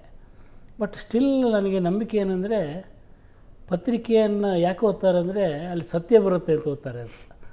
ಅಂದರೆ ನಮ್ಮ ಮನೆಯಲ್ಲಿ ಕೂಡ ನ್ಯೂಸನ್ನು ನೋಡಿರ್ತಾರೆ, ಬಟ್ ಅದು ಸತ್ಯನೋ ಸುಳ್ಳು ಗೊತ್ತಿರಲ್ಲ. ಈ ವಿಜುವಲ್ ಮೀಡಿಯಾದ ದೊಡ್ಡ ಸಮಸ್ಯೆ ಅಥವಾ ನಮಗೆ ಎದುರಾಗುವಂಥ ದೊಡ್ಡ ಸವಾಲೇನೆಂದರೆ ಅದರಲ್ಲಿ ಯಾವುದು ಸತ್ಯ ಯಾವುದು ಸುಳ್ಳು, ಎಷ್ಟು ಸತ್ಯ ಎಷ್ಟು ಸುಳ್ಳು, ಒಂದು ಅಬ್ಬರ ಇರುತ್ತಲ್ಲ ಅಲ್ಲಿ, ಅದು ಬಹಳ ಅಂದರೆ ಸಮ್ ಪರ್ಸೆಂಟೇಜ್ ಆಫ್ ಟ್ರೂತ್ ಇರುತ್ತೆ, ಬಟ್ ಅದರಲ್ಲಿ ಪಿಂಚ್ ಆಫ್ ಸಾಲ್ಟ್ ಎಷ್ಟು ಇರುತ್ತೆ ಗೊತ್ತಿರಲ್ಲ. ಹಾಗಾಗಿ ಪತ್ರಿಕೆ ಬಂದಾಗ ಪತ್ರಿಕೆಯಲ್ಲಿ ಒಂದು ನಿಧಾನ ಇದೆ ಅಂತ. ನಿಧಾನ ಅಂದರೆ ಅದು ಬಹಳ ಸುದ್ದಿಯನ್ನು ಬರ್ಕೊಂಡು ಹೋಗ್ತಾರೆ. ಆಮೇಲೆ ನಮಗೊಂದು ನಂಬಿಕೆ ಇದೆ ಈ ಜಗತ್ತಲ್ಲಿ, ಯಾರಾದರೂ ಏನಾದ್ರು ಹೇಳಿದರೆ ಪೇಪರಲ್ಲಿ ಬಂದಿದೆಯಾ ಅಂತ ಕೇಳ್ತಾರೆ. ಆಮೇಲೆ ನೀವೇನಾದ್ರು ಹೇಳಿದರೆ ರೈಟಿಂಗಲ್ಲಿ ಕೊಡಿ ಅಂತ ಕೇಳ್ತಾರೆ. ಅಂದರೆ what ever that is return is truth ಅಂತ ಆ ನಂಬಿಕೆಯನ್ನು ಉಳ್ಕೊಂಡ್ಬಿಟ್ಟಿದೆ. ಹಾಗಾಗಿ ಪತ್ರಿಕೆಯ ಒಂದು ಏಕೈಕ ಭರವಸೆ ಅಂದರೆ ಅದು ಪ್ರಿಂಟ್ ಆಗಿರುತ್ತೆ, ಅಚ್ಚಾಗಿರುತ್ತೆ. ಅಚ್ಚಾಗಿರೋದನ್ನು ನಂಬುವವರು ಒಂದಷ್ಟು ಜನ ಇದ್ದಾರೆ. ಬಹುಶಃ ಆ ನಂಬಿಕೆ ಮರುಕಳಿಸ್ಬೋದು ಅಂತ ನನಗೆ ಅನಿಸುತ್ತೆ ಸ್ವಲ್ಪ ವರ್ಷಗಳಲ್ಲಿ. ಇದೆಲ್ಲ ಒಂಥರ ಸಾಕು ಅಂತ ಅನಿಸಿ ಮತ್ತೆ ಪತ್ರಿಕೆಗೆ ಮರಳುವಂಥ ಒಂದು ಕಾಲ ಬರ್ಬೋದು. ಬಟ್ ಫಾರ್ಮ್ಯಾಟ್ ಬದಲಾಗ್ಬೋದು. ರವಿ ಹೆಗ್ಡೆ ಅವರು ಹೇಳ್ತಾ ಇರ್ತಾರೆ, ಪತ್ರಿಕೆ ಇರುತ್ತೆ, ಅದನ್ನು ಓದುವ ಫಾರ್ಮ್ಯಾಟ್ ಪೇಪರ್ ಆಗಿರಲ್ಲ ಅಷ್ಟೇ ಅಂತ. It could be A digital platform, tab, ಇನ್ನೇನೋ ಆಗಿರುತ್ತೆ. ಬಟ್ ನನ್ನ ಪ್ರಕಾರ ಆ ಪತ್ರಿಕೆಯ ಸತ್ಯಸಂಧತೆಯನ್ನು ಬದಲಾಯಿಸುವಂಥ ಶಕ್ತಿ ಯಾವ ಮಾಧ್ಯಮಕ್ಕೂ ಇಲ್ಲ. ಆಮೇಲೆ ಇನ್ನೊಂದೇನೆಂದರೆ ತುಂಬ ಜನ ಅಂದ್ಕೊಳ್ಳೋದೇನೆಂದರೆ ಓದೋರ ಸಂಖ್ಯೆ ಕಡಿಮೆ ಆಗಿದೆ ಅಂತೇಳಿ. ಆದರೆ ಇನ್ಫ್ಯಾಕ್ಟ್ ನಂದು ಅದಕ್ಕೆ ಒಂದು ವ್ಯತಿರಿಕ್ತವಾದಂಥದ್ದು ನಂಬಿಕೆ ಅಂತ ನಾನು ಕಂಡುಕೊಂಡಿದ್ದಂದರೆ ಓದುವವರ ಸಂಖ್ಯೆ ಜಾಸ್ತಿ ಆಗಿದೆ. ಯಾಕಂದರೆ ಪರ್ಸೆಂಟೇಜ್ ವೈಸ್ ನೋಡಿದಾಗ ಕಡಿಮೆ ಅನ್ನಿಸ್ಬೋದು, ಆದರೆ ನಿಮಗೆ ಅಷ್ಟೇ ಜನಸಂಖ್ಯೆನೂ ಜಾಸ್ತಿ ಆಗಿರುತ್ತೆ ಓದುವಂಥವ್ರು. ಯಾಕಂದರೆ ಇವತ್ತು ನಮ್ಮ ವೆಬ್ಸೈಟನ್ನು ನೋಡೋದಾದರೆ ಪ್ರತಿ ತಿಂಗಳು ನಮ್ಮ ಹತ್ರ ಅದು ಡಾಟಾಗಳು ಬಂದಾಗ ಅದಕ್ಕೆ UVsಗಳಂತ ನೋಡಿದಾಗ ಮಿನಿಮಮ್ ಎಷ್ಟು 4 ಮಿಲಿಯನ್ ಇರುತ್ತೆ, 5 ಮಿಲಿಯನ್ ಇರುತ್ತೆ, 6 ಮಿಲಿಯನ್ ಇರುತ್ತೆ. ಅಂದರೆ ಅಷ್ಟು ಜನ ಓದ್ತಿದ್ದಾರೆ ಅನ್ನೋದು ಸ್ಪಷ್ಟವಾಗ್ತಾ ಹೋಗುತ್ತೆ. ಅದೇ ರೀತಿಯಾಗಿ ಇಲ್ಲಿ ನ್ಯೂಸ್ ಪೇಪರನ್ನು ಪರ್ಚೇಸ್ ಮಾಡುವಂಥವ್ರು, ಅದಕ್ಕೆ ಬರುವಂಥವ್ರು ಅದು ಇದ್ದೇ ಇರುತ್ತೆ. ಆದರೆ ನಂಗೆ ಚಾಲೆಂಜ್ ಅನಿಸಿದ್ದು ಯಾವುದಂದರೆ ಸರ್, ನನಗೆ ಬಹುತೇಕ ಲಾಸ್ಟ್ ಟರ್ಮಲ್ಲಿ ಯಾವಾಗ ಮಹಾರಾಷ್ಟ್ರದಲ್ಲಿ ಚುನಾವಣೆ ನಡೆಯುತ್ತೆ, ದೇವೇಂದ್ರ ಫಡ್ನವೀಸ್ ಅವಾಗೆಲ್ಲ ಶಿವಸೇನೆ ಎಲ್ಲ ಒಟ್ಟಿಗೆ ಇರುತ್ತೆ. ಆದರೆ ಇದ್ದಕ್ಕಿದ್ದ ಹಾಗೆ ಶಿವಸೇನೆ ಕಾಂಗ್ರೆಸ್ ಜೊತೆ ಹೋಗುತ್ತೆ ಅಂದಾಗ ಇವರು ದೇವೇಂದ್ರ ಫಡ್ನವೀಸ್ ಅಜಿತ್ ಪವಾರ್ ಜೊತೆ ಸೇರಿ ಬೆಳಗ್ಗೆ ಪ್ರಮಾಣ ವಚನ ಸ್ವೀಕರಿಸ್ಬಿಡ್ತಾರೆ. ಅದೆಲ್ಲ ಪೇಪರಲ್ಲಿ ಬರುತ್ತೆ. ಮಹಾರಾಷ್ಟ್ರದ ನೂತನ ಮುಖ್ಯಮಂತ್ರಿ ಯಾವುದು ದೇವೇಂದ್ರ ಫಡ್ನವೀಸ್, ಉಪಮುಖ್ಯಮಂತ್ರಿ ಅಜಿತ್ ಪವಾರ್ ಅಂತ. ಆದರೆ ಪೇಪರ್ ಪ್ರಿಂಟಾಗಿ ಬೆಳಗ್ಗೆ ಬರೋ ಜೊತೆಗೆ ಸಿನಾರಿಯೋ ಚೇಂಜ್ ಆಗಿರುತ್ತೆ, ಉಲ್ಟಾ ಆಗಿ ಹೋಗಿರುತ್ತೆ. ಈ ಥರ ಆದಾಗ ಅದನ್ನು ಹೇಗೆ ಎದುರಿಸ್ತೀರಿ ಅಂತೇಳಿ, ಆ ಥರ ಘಟನೆಗಳು ಕ್ಷಣ ಕ್ಷಣಕ್ಕೂ ಬದಲಾಗ್ತಾ ಇರುತ್ತೆ. ಅಲ್ಲ, ಪತ್ರಿಕೆ ಚಾಲೆಂಜೇ ಅದು ಅಂತೇಳಿ. ಅಂದರೆ ಹಲವಾರು ಸುದ್ದಿಗಳಲ್ಲಿ ಯಾವ ಸುದ್ದಿಗೆ ಒಂದು ಇಮಿಡಿಯಸಿ ಅಂತ ಇರುತ್ತಲ್ಲ, ಆ ಇಮಿಡಿಯಸಿಯನ್ನು ಬೇರೆ ಮಾಧ್ಯಮಗಳು ಕೊಟ್ಬಿಡ್ತವೆ. ಬಟ್ ಅದಕ್ಕೆ ಒಂದು ವಿಶ್ಲೇಷಣೆ ಅಂತ ಇರುತ್ತಲ್ಲ, ಅದನ್ನು ಬೇರೆ ಮಾಧ್ಯಮಗಳಿಗೆ ಕೊಡೋಕ್ಕಾಗಲ್ಲ. ಆ ವಿಶ್ಲೇಷಣೆ ಹೆಂಗಲಿ ಇಬ್ಬರ ಮಾತುಕತೆಯಲ್ಲಿ ನಡೆಯುತ್ತೆ. ಆದರೆ ಒಂದು ನಂಬಿಕೆ ಏನಂದರೆ, ಪತ್ರಿಕೆಯ ಹಿಂದೆ ಒಬ್ಬ ಸಂಪಾದಕ ಇರ್ತಾನೆ. ಆ ಸಂಪಾದಕ ಪ್ರತಿಯೊಂದು ಸುದ್ದಿಯನ್ನು ಗಮನಿಸಿ ಬಹಳ ಸಮಾಧಾನ ಚಿತ್ತದಿಂದ ಅದಕ್ಕೊಂದು ಪ್ರತಿಕ್ರಿಯೆಯನ್ನು ಕೊಡ್ತಾನೆ ಅಂತ ಸಂಪಾದಕೀಯ ಅಂತ ಕರೀತಾರೆ ಅದನ್ನೇ. ಅಂದರೆ ಅವನು ಯಾವುದೇ ಅವಸರದಲ್ಲಿ ಒಂದು ತೀರ್ಮಾನಕ್ಕೆ ಬರಲ್ಲ ಅಂತ. ಸುದ್ದಿಯ ಅದೇ, ಬಟ್ ಆ ಸುದ್ದಿಯ ವಿಶ್ಲೇಷಣೆ, ಆ ಸುದ್ದಿಯನ್ನು ಅನ್ವಯಿಸುವಂಥ ರೀತಿ, ಅದರ ಅನುಸಂಧಾನ, ಇದೆಲ್ಲ ಬದಲಾಗ್ತಾ ಹೋಗುತ್ತಲ್ಲ. ಉದಾಹರಣೆಗೆ ನಂದು ಸಣ್ಣ ವಿಷಯ ಹೇಳ್ತೀನಿ ನಾನು. ಒಂದು ಶಾರ್ಟ್ ಫಿಲ್ಮಿಗೂ ಒಂದು ಕಾದಂಬರಿಗೂ ಇರೋ ವ್ಯತ್ಯಾಸ. ಒಂದು ಕಾದಂಬರಿಲಿರೋ ಸಂಗತಿಯನ್ನೇ ಒಂದು ಶಾರ್ಟ್ ಫಿಲ್ಮ್ ಹೇಳಿಬಿಡುತ್ತೆ. ಬಟ್ ಅದು ಕಾದಂಬರಿ ಓದಿದಾಗ ಉಳಿಯುವಷ್ಟು ಇದು ಮನಸ್ಸಲ್ಲಿ ಉಳಿಯಲ್ಲ. ಶಾರ್ಟ್ ಫಿಲ್ಮಲ್ಲಿ ಒಂದು ಘಟನೆ ಇರುತ್ತೆ, ಬಟ್ ಅಲ್ಲೊಂದು ಬದುಕು ಇರುತ್ತೆ. ಹಾಗೆ ಪತ್ರಿಕೆಗೂ ಬೇರೆ ಇಮಿಡಿಯೇಟ್ ಮಾಧ್ಯಮಗಳಿಗೂ ಒಂದು ಸಣ್ಣ ವ್ಯತ್ಯಾಸ ಇದೆ. ಸೊ ಅದನ್ನು ನಂಬುವವರು, ಅದನ್ನು ಬಯಸುವವರು, ಅದನ್ನು ಒಪ್ಪಿಕೊಳ್ಳುವವರು ಎಷ್ಟು ಮಂದಿ ಇದ್ದಾರೆ, ಎಷ್ಟು ಮಂದಿಗೆ ಅದು ಬೇಕಾಗಿದೆ, ಅದು ಬಹಳ ದೊಡ್ಡ ಪ್ರಶ್ನೆ. ಎಷ್ಟು ಮಂದಿಗೆ ಬೇಕಾಗೋ ಥರ ಮಾಡ್ತೀವಿ ಅಂತ. ಈಗ ನಾವು ಒತ್ತಾಯದಿಂದ ಸ್ಕೂಲ್ಗಳಿಗೆ ಕಾಪಿಗಳನ್ನು ಕಳಿಸಿ, ಸರ್ಕಾರ ಪ್ರತಿ ಶಾಲೆಯಲ್ಲೂ ಪತ್ರಿಕೆ ಓದುವ ಒಂದು ಸಿಸ್ಟಮ್ ಮಾಡಿ ಅಂತ ಹೇಳಿ ಹಿಂಗೆ ಮಾಡ್ತಾ ಹೋಗ್ತೀವಿ. ಬಟ್ ಜೆನ್ಸಿ ಮೊನ್ನೆ ಏನು ಹೋರಾಟ ಮಾಡ್ತಲ್ಲ, ಅದೇ ಹೋರಾಟವನ್ನು ಈ ರೀತಿಯ ಬದಲಾವಣೆ ಕೂಡ ಮಾಡಿದರೆ, ಅಂದರೆ ಅದಕ್ಕೆ ಬೀದಿಗೆ ಬರಬೇಕಾಗಿಲ್ಲ, ಅಂತರಂಗದಲ್ಲಿ ನಡಿಬೇಕು. ಯಾವಾಗ 30 ಸೆಕೆಂಡ್ ನ್ಯೂಸ್ ಕನ್ಸಂಪ್ಷನ್ ಅಂತ ಬರುತ್ತೆ, ಅಲ್ಲಿ ರಿಯಾಲಿಟಿಗಳಿಗಿಂತ ಹೆಚ್ಚಾಗಿ ಭಾವನೆಗಳ ಮಾರಾಟ ಆಗುತ್ತೆ. ಭಾವನೆಗಳೇ ಅಲ್ಲಿ ಡ್ರೈವ್ ಮಾಡಿಸೋಂಥದ್ದು. ನಾವು ಯಾವುದೇ ಒಂದು ಪಾಡ್ಕಾಸ್ಟ್ ಮಾಡಲಿ ಅಥವಾ ಯಾವುದೇ ಒಂದು ಇಂಟರ್ವ್ಯೂಗಳನ್ನ ಮಾಡಲಿ, ಅದು ಹೇಗೆ ಓಡುತ್ತೆ ಅಂದರೆ, ಆ ಭಾವನೆಗಳು ನೋಡುಗರಿಗೆ ಇಷ್ಟ ಆದರೆ, ಆ ಭಾವನೆಗಳ ಜೊತೆಯಲ್ಲಿ ಅವ್ರು ಕುತ್ಕೊಂಡ್ರೆ ಅದು ಸುದ್ದಿಗಳು ಓಡುತ್ತೆ, ಇಲ್ಲದೇ ಓಡೋದಿಲ್ಲ ಅನ್ನೋದು ಸ್ಪಷ್ಟವಾಗಿರೋದು. ಒಂದು ಕಡೆ ಭಾವನೆಗಳು ಡ್ರೈವ್ ಮಾಡುತ್ತೆ, ಇನ್ನೊಂದು ಕಡೆ ರಿಯಾಲಿಟಿ ಸೈಲೆಂಟ್ ಆಗ್ತಾ ಹೋಗುತ್ತೆ. ಹೀಗಾದಾಗ ಸಮಾಜ ಏನಾಗುತ್ತೆ, ಅದೊಂದು ಒಂದು ಪಾಯಿಂಟ್ ಬೇಕಲ್ಲ ಕೊಡೋ ಅಂತಂದು. ನೀವು ಹೇಳಿದಂಗೆ ಇವತ್ತು ಜನಗಳಿಗೆ ಸುದ್ದಿ ಬೇಕಾಗಿಲ್ಲ ಅಂತ, ನನಗೇನಾಗ್ತಿದೆ ಅದರಿಂದ ಅಂತ. ಒಂದು ಸುದ್ದಿಯಿಂದ ಈಗ ಫಾರ್ ಎಕ್ಸಾಂಪಲ್ ಪೆಟ್ರೋಲ್ ರೇಟ್ ಜಾಸ್ತಿ ಆಯಿತು ಅಂದರೆ ಅದು ಸುದ್ದಿ, ಅದನ್ನು ಎಲ್ಲಿ ಬಂದರೂ ನೋಡ್ತಾರೆ ಅವರು.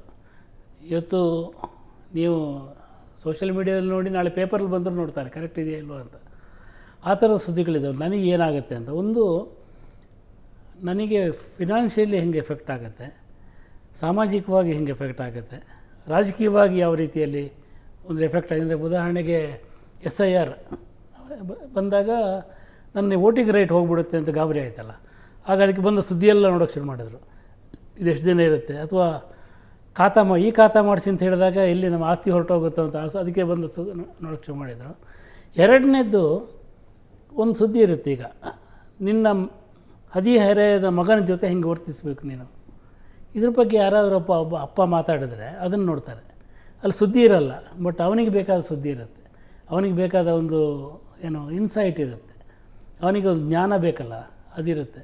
ಸೊ ಅದಕ್ಕೋಸ್ಕರ ಜಾಸ್ತಿ ಮಂದಿ ನೋಡ್ತಾರಂತೆ. ಈಗ ಮಿಡ್ಲ್ ಪೇಜಲ್ಲಿ ಬರೋ ಒಂದು ಆರ್ಟಿಕಲ್ ಓದೋದಕ್ಕೂ ಫಸ್ಟ್ ಪೇಜ್ 1 ಬರೋ ಆರ್ಟಿಕಲ್ ಓದೋರಿಗೂ ಒಂದು ವ್ಯತ್ಯಾಸ ಇದೆ.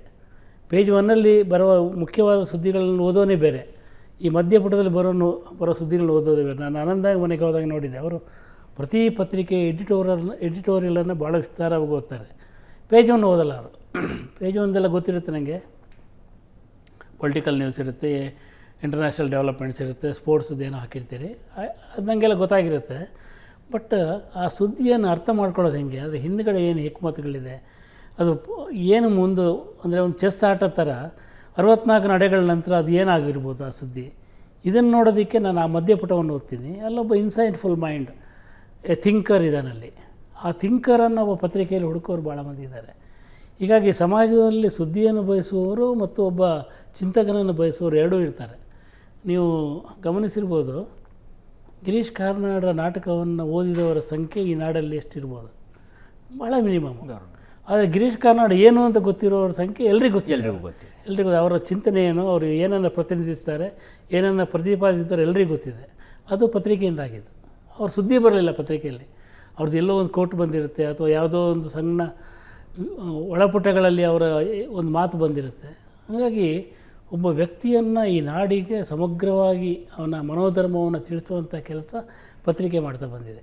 ಈಗ ನಾನು ನಮ್ಮ ತಂಡದ ಜೊತೆಯಲ್ಲಿ ಮಾತನಾಡುವಾಗ ಸಾಕಷ್ಟು ಸರಿ ಹೇಳ್ತಿರ್ತೀನಿ, ಸುದ್ದಿಯನ್ನು ಬರೀ ಸುದ್ದಿ ಥರ ಬರೆದ್ರೆ ಅಥವಾ ಹಿಂಗಿದೆ ಅಂತ ಬರೆದ್ರೆ ಓದೋಂಥವ್ರ ಸಂಖ್ಯೆ ಕಡಿಮೆ ಇರುತ್ತೆ. ಅದ್ರ ಬದಲು ಅದಕ್ಕೊಂದು ಆ್ಯಂಗಲ್ ಕೊಡಿ, ಮತ್ತು ಜನರಿಗೆ ಇದರಿಂದ ಏನು ಉಪಯೋಗ ಆಗುತ್ತೆ, ನಾನು ಯಾಕೆ ಇದನ್ನು ಓದಬೇಕು ಅನ್ನೋದು ಅವ್ರಿಗೆ ಅರ್ಥ ಆಗೋ ಥರವಾಗಿ ಬರೀರಿ ಅಂತೇಳಿ. ಆದರೆ ಅದನ್ನೇ ನಾನು ಇನ್ನೊಂದು ಸರಿ ಯೋಚನೆ ಮಾಡಿದಾಗ, ನಾವು ಸಾಮಾನ್ಯವಾಗಿ ಪತ್ರಿಕೋದ್ಯಮದಲ್ಲಿ ಹೇಳೋದಂದರೆ ನ್ಯೂಸ್ ಥರ ಇರಲಿ, ವ್ಯೂಸ್ ಥರ ಇರಲಿ, ವ್ಯೂಸ್ಗೋಸ್ಕರ ಸಂಪಾದಕೀಯ ಇದೆ ಅಂತೇಳಿ.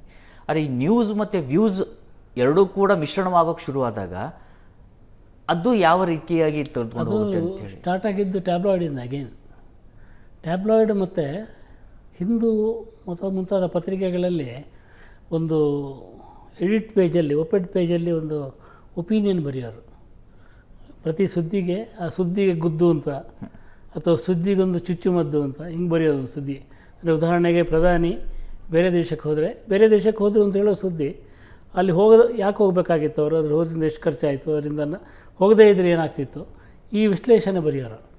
ಈ ಎರಡನ್ನು ಕೂಡ ಮಿಕ್ಸ್ ಮಾಡೋದಿದೆಯಲ್ಲ, ಅದು ಇವತ್ತಿನ ಪತ್ರಿಕೋದ್ಯಮ. ಅಂದರೆ ಸುದ್ದಿ ಗೊತ್ತಿರುತ್ತೆ ಎಲ್ಲರಿಗೆ, ಅದರ ಪರಿಣಾಮಗಳೇನು, ಅದನ್ನು ಹೇಗೆ ಕನ್ಸ್ಯೂಮ್ ಮಾಡಬೇಕು, ನಾನು ದೇಶಕ್ಕೆ ಏನಾಗುತ್ತೆ, ಈ ಥರದ್ದು. ಬಹುಶಃ ನನಗೆ ಈ ದೇಶದ ಬಗ್ಗೆ ಚಿಂತೆ ಮಾಡುವವರು, ಸುದ್ದಿಯನ್ನು ಓದಿ ಚಿಂತೆ ಮಾಡುವವರ ಸಂಖ್ಯೆ ಜಾಸ್ತಿ ಇದೆ ಅಂತ ಅನಿಸಲ್ಲ ನನಗೆ.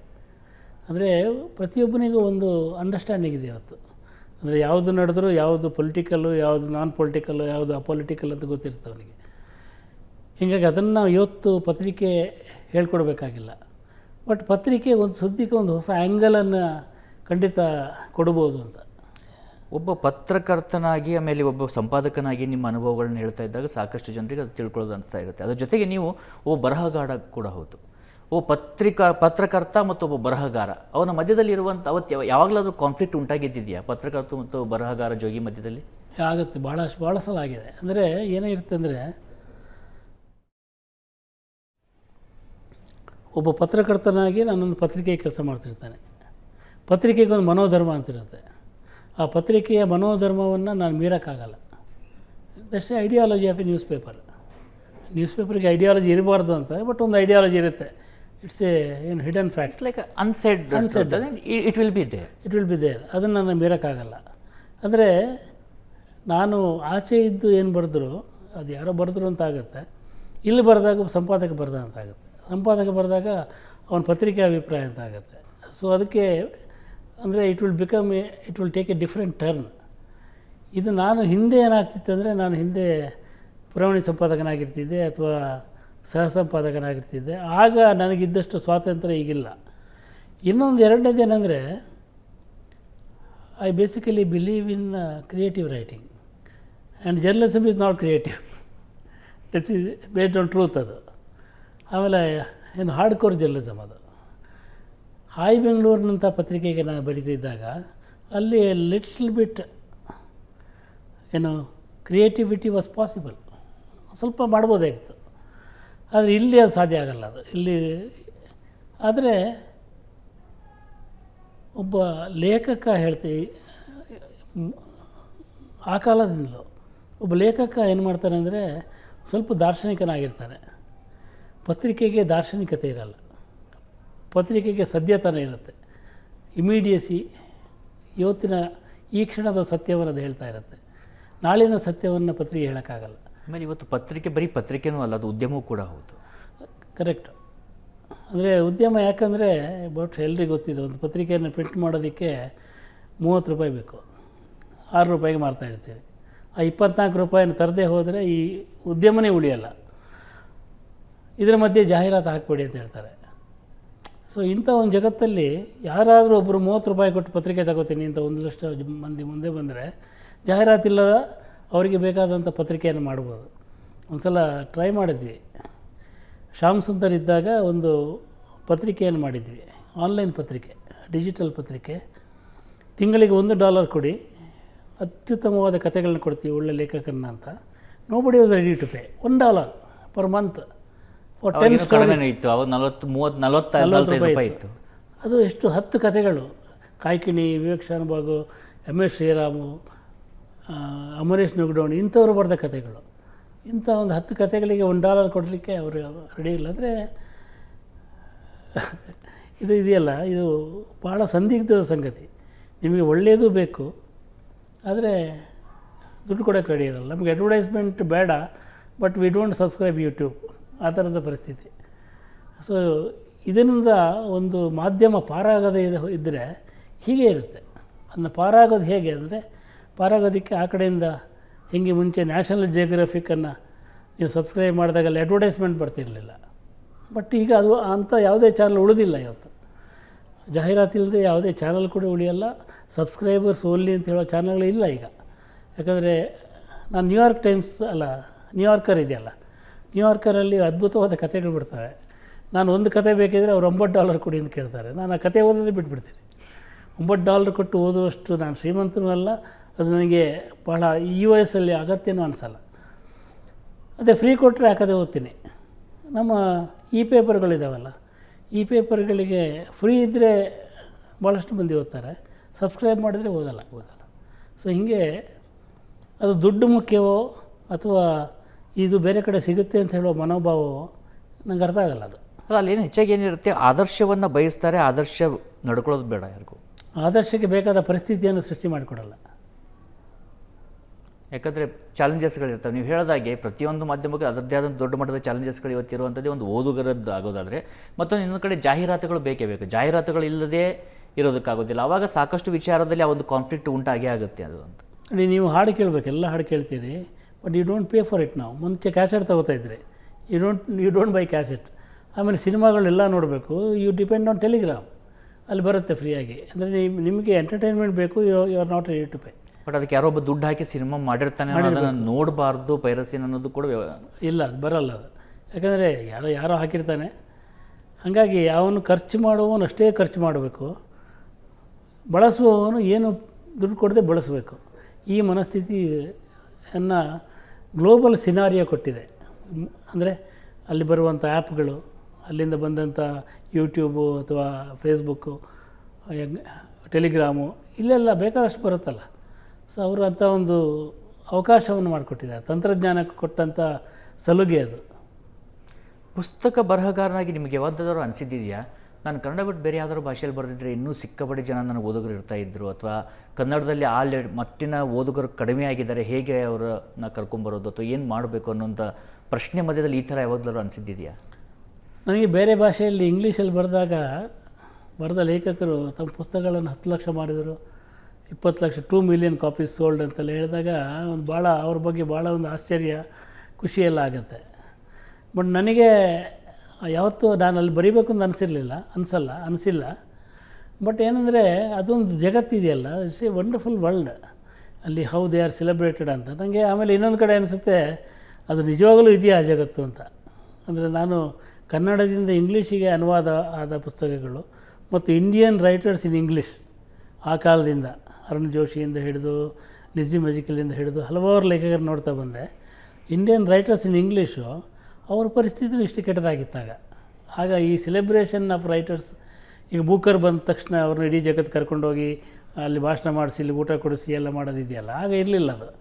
ಆಗ ಏನಾಗಿತ್ತು ಅಂದರೆ, ನಾವು ಹಳ್ಳೀಲಿ ಕೂತು ಬರೀತಿದ್ದಾಗ ನಮಗೆ ನೊಬೆಲ್ ಪ್ರಶಸ್ತಿಗೆ ಸಮಾನರಾದ ಲೇಖಕರು ಕನ್ನಡದಲ್ಲೇ ಇದ್ದಾರೆ.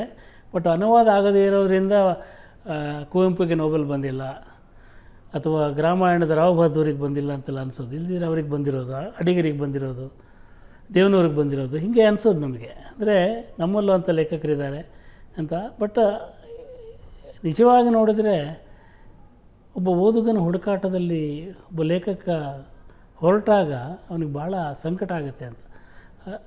That will not make him happy. ನನಗೆ ಹಾಗಾಗಿ ನಾನು ಅದನ್ನು ಬಿಟ್ಬಿಟ್ಟಿದ್ದೀನಿ. ಸೊ ಒಂದು ಪುಸ್ತಕ ಬರೆಯೋದು, ಪ್ರಕಾಶಕರಿಗೆ ಕೊಟ್ಬಿಡೋದು, ಆನಂತರ ಮುಂದಿನ ಪುಸ್ತಕದ ಬಗ್ಗೆ ಆಲೋಚನೆ ಮಾಡೋದು. ಅದು ಎಷ್ಟು ಮಾರಾಟ ಆಗುತ್ತೆ, ಕೆಲವು 1,000 ಆಗುತ್ತೆ, ಕೆಲವು 4,000 ಆಗುತ್ತೆ, ಕೆಲವು 12,000 ಆಗುತ್ತೆ. ಬಟ್ ನನಗೆ ಆ ಕಡೆ ತಲೆ ಹಾಕೋಕ್ಕೆ ಹೋಗಲ್ಲ. ನನ್ನ 108 ಬುಕ್ ಇದೆ. ಯಾರೋ ಹೇಳಿದ್ರು, ಸರ್ 20 ಬುಕ್ ಇದ್ದರೆ you can start a publication ಅಂತ. ನಾನು 108 ಇದೆ, I can easily start an publication. But ಒಂದು ಸಲ ಪಬ್ಲಿಕೇಶನ್ ಮಾಡಿದಾಗ ಇಲ್ಲಿ ಬಿಕಮ್ ಎ ವ್ಯಾಪಾರಿ ಅಂತ ಅನಿಸುತ್ತೆ. ಲೇಖಕನಿಗಿಂತ ಜಾಸ್ತಿ ವ್ಯಾಪಾರಿ ಆಗ್ತೀನಿ. ಸೊ ನನ್ನ ಪುಸ್ತಕ ಹಿಂದಿನದು 1,000 ಹೋದರೆ ಮುಂದಿನದು 3,000 ಹೋಗ್ಬೇಕು. ಸಿನಿಮಾದಲ್ಲಿ ಇರುತ್ತಲ್ಲ, ನೆಕ್ಸ್ಟ್ ಫಿಲ್ಮ್ ಸೂಪರ್ ಹಿಟ್ ಆಗಬೇಕಂತ ಹಂಗೆ ಅನ್ಸೋಕ್ಕೆ ಶುರು ಆಗುತ್ತೆ. ಹಂಗೆ ಅನ್ಸೋಕ್ಕೆ ಶುರು ಆದ ತಕ್ಷಣ ನಾನು ಅದಕ್ಕೋಸ್ಕರ ಬರೆಯೋಕ್ಕೆ ಶುರು ಮಾಡ್ತೀನಿ ಅಂತ ಅನಿಸುತ್ತೆ ನನಗೆ. ಸೊ ಅದಕ್ಕೆ ಯೋಚನೆ ಮಾಡಿಲ್ಲ. ಬಟ್ ನೀವು ಹೇಳಿದ್ದು ಒಳ್ಳೆ ಪಾಯಿಂಟ್. ಅದಂದರೆ ಇಂಗ್ಲೀಷ್ ಅಥವಾ ಬೇರೆ ಭಾಷೆಯಲ್ಲಿ ಬರೆದಿದ್ದರೆ ಲಕ್ಷಾಂತರ ಓದುಗರು ಸಿಕ್ಕಿರೋರು ಅಂತ. ಬಟ್ ಚಿಲಿ, ಅರ್ಜೆಂಟೈನದ ಲೇಖಕರು ಅಥವಾ ಈ Iran film makers and writers one ಟೈಮಲ್ಲಿ, ಹೌದೌದು ಸರ್. ಆಮೇಲೆ ಬೇರೆ ಬೇರೆ ಪುಟ್ಟ ದೇಶಗಳಲ್ಲಿ, ಚಿಲಿಯಲ್ಲಿ ಅಲ್ಲೆಲ್ಲ ಇರೋರು, ಕ್ಯೂಬಾದಲ್ಲಿ ಇರೋರೆಲ್ಲ ಅವ್ರ ಭಾಷೆಯಲ್ಲಿ ಬರೆದು ಇಂಗ್ಲೀಷಲ್ಲಿ ಪ್ರಸಿದ್ಧರಾಗಿದ್ದಾರೆ. ಈಗ ನಮಗೆ ಗೊತ್ತಿರುವಂಥ ಕಮು, ಕಾಫ್ಕಾ ಇವರೆಲ್ಲ ಟ್ರಾನ್ಸ್ಲೇಟೆಡ್ ಅಲ್ಲ, ಅವರ ಅನುವಾದಗೊಂಡು ನಮಗೆ ಸಿಕ್ಕಿದವರು ಇಂಗ್ಲೀಷಲ್ಲಿ ಆ ಕಾಲಕ್ಕೆ. ಅದೊಂದು ಬೇರೆ ಜಗತ್ತು ಅಂತ ಅನಿಸ್ತದೆ. ಆದರೆ ಈ ಒಂದು ಕಲೋನಿಯಲ್ ಮೈಂಡ್ಸೆಟ್ ಇರುತ್ತಲ್ಲ, ಅಲ್ಲಿ ಬೇರೆ ಅಲ್ಲಿಂದ ಬಂದಿರೋದು ಇಂಗ್ಲೀಷಲ್ಲಿ ಬಂದಾಗ ನಾನು ಓದ್ತೇನೆ ಅನ್ನುವಂಥದ್ದು, ಅಥವಾ ಆ ಕಾಫ್ಕಾ ಅಂತ ಇರೋದನ್ನು ನನಗೆ ಅದು ಯಾರೋ ಏನೋ ಗೊತ್ತಿಲ್ಲ, ಏನೋ ಒಂಥರ ಇಂಟ್ರೆಸ್ಟಿಂಗ್ ಹೆಸರು ಕಾಫ್ಕಾ ಇದೆ, ಓದಿದ ಮೇಲೆ ಅವ್ರದ್ದು ಹೆಗ್ಗಳಿಗೆ ಗೊತ್ತಾಗುತ್ತೆ, ಅಥವಾ ನಾವು ಯಾವುದೋ ಒಂದು XYZ ಒಂದು ನೇಮ್ ಅಂತ ಅಂದ್ಕೊಂಡ್ರೆ, ಅದೇ ನಮ್ಮವ್ರೇ ಆಡ್ದಂಥ ಜೋಗಿ ಅವ್ರದ್ದು ಇಂಗ್ಲೀಷಲ್ಲಿ ಬಂದಿದೆ ಅಂದಾಗ ನಾನು ಜೋಗಿನ ಓದಬೇಕಾ ಕಾಫ್ಕಾ ಓದಬೇಕಾ ಅಥವಾ ಇನ್ನೊಂದು ಓದಬೇಕನ್ನೋಂಥ ಕಲೋನಿಯಲ್ ಮೈಂಡ್ಸೆಟ್ ಒಂದು ಇರುತ್ತಲ್ವ. ಮೊನ್ನೆ ಒಂದು ಬುಕ್ ರಿಲೀಸ್ಗೆ ಹೋಗಿದ್ದೆ, ವಿವೇಕ್ ಶಾನ್ಭಾಗ್ ಹೈಫನ್ ಅಂತ ಒಂದು ಬುಕ್ ತಂದಿದ್ದಾರೆ. ಅಲ್ಲಿ ಗೀತಾಂಜಲಿ ಶ್ರೀ ಬಂದಿದ್ದರು, ಲಾಸ್ಟ್ ಟೈಮ್ ಬೂಕರ್ ವಿನ್ನರ್. ಅವ್ರು ಹೇಳ್ತಾಯಿದ್ರು, ನಾನು ಅದೆಂಥದ್ದು ಅವರ ಬೂಕರ್ ವಿನ್ನರ್ ರೇತ್ ಸಮಾಧಿ ಅಂತ ಇದೆಯಲ್ಲ ಕಾದಂಬರಿ, ಅದನ್ನು ಅವರು ಹಿಂದಿಲಿ ಬರೆದು ಭಾಳ ವರ್ಷ ಆಯಿತು, ಯಾರೂ ಓದಿರಲಿಲ್ಲಂತೆ.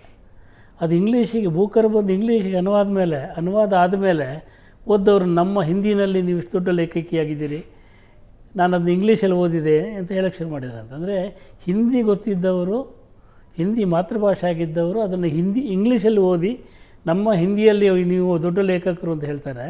ಅಂದರೆ ಈ ಜಗತ್ತು ಎಷ್ಟು ಹಿಪೋಕ್ರೆಟ್ಸಿ ಆಗಿದೆ ಅಂತ, ಒಬ್ಬ ಓದುಗರ ಜಗತ್ತಲ್ಲಿ ಒಂದು ಹಿಪೋಕ್ರೇಟ್ ಅಂತ ಹೇಳ್ತೀಯಲ್ಲ ಹಾಗೆ. ಅಂದರೆ ಇಲ್ಲಿದ್ದರೆ ಅದು ನಿಮಗೆ ಅನಿಸಲ್ಲ, ಅದು ಇಂಗ್ಲೀಷಿಗೆ ಅನುವಾದ ಆಗಿ. ಇವರೇ ಫಾರ್ ಎಕ್ಸಾಂಪಲ್ ಬಾನು ಮುಷ್ತಾಕ್ ಅವರು ಬರೀಲಿಕ್ಕೆ ಶುರು ಮಾಡಿ ಎಷ್ಟು ವರ್ಷ ಆಯಿತು.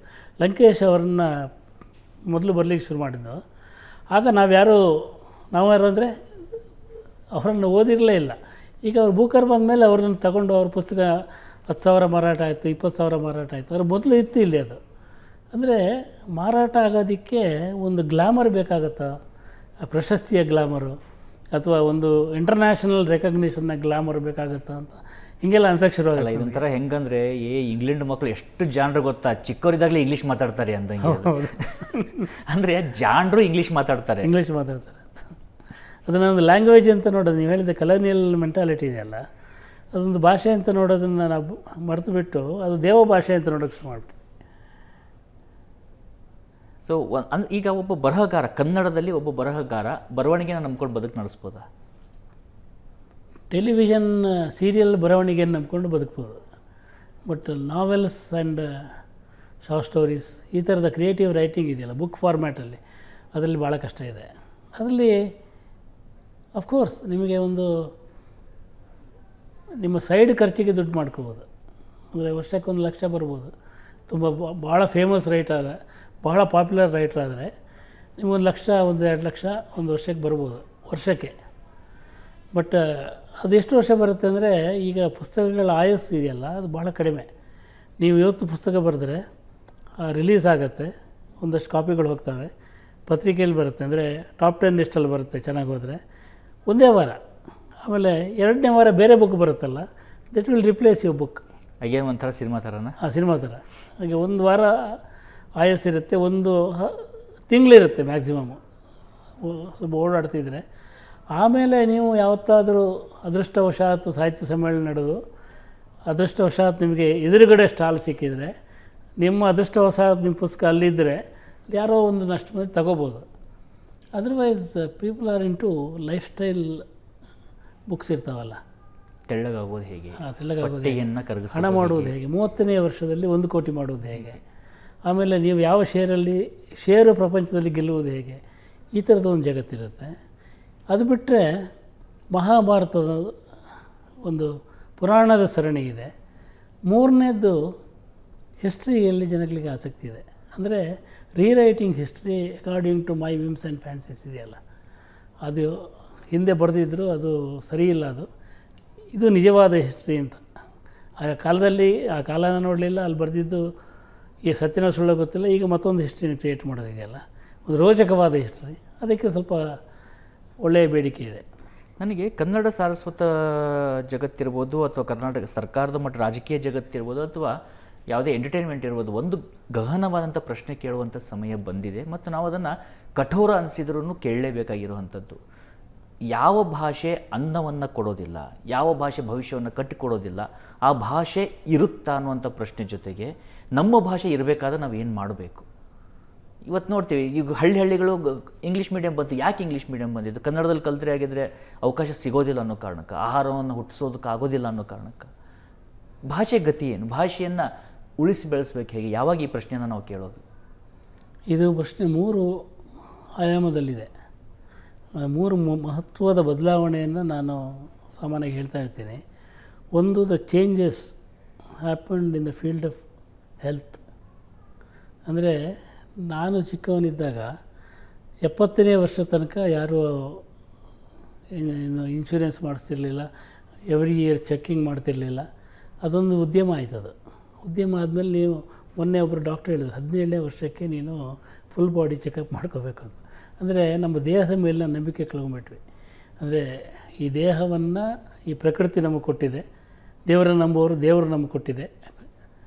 ಆದರೆ ಇದಕ್ಕೆ ಒಂದು ಆಯಸ್ಸಿದೆ. ಅಂದರೆ ನಾವು ಜೆನೆಟಿಕ್ಕಾಗಿ ನೋಡಿದ್ರೆ ನಿಮ್ಮಪ್ಪ ಅಜ್ಜ 90 ವರ್ಷ ಬದುಕಿದರೆ ನೀನು 90 ವರ್ಷ ಬದುಕ್ತೀಯ ಜೆನೆಟಿಕಲಿ, ಅನ್ಲೆಸ್ ಬೇರೆ ದೊಡ್ಡ ಕಾಯಿಲೆಗಳು ಆಕ್ಸಿಡೆಂಟು ಆಗದೆ ಹೋದರೆ.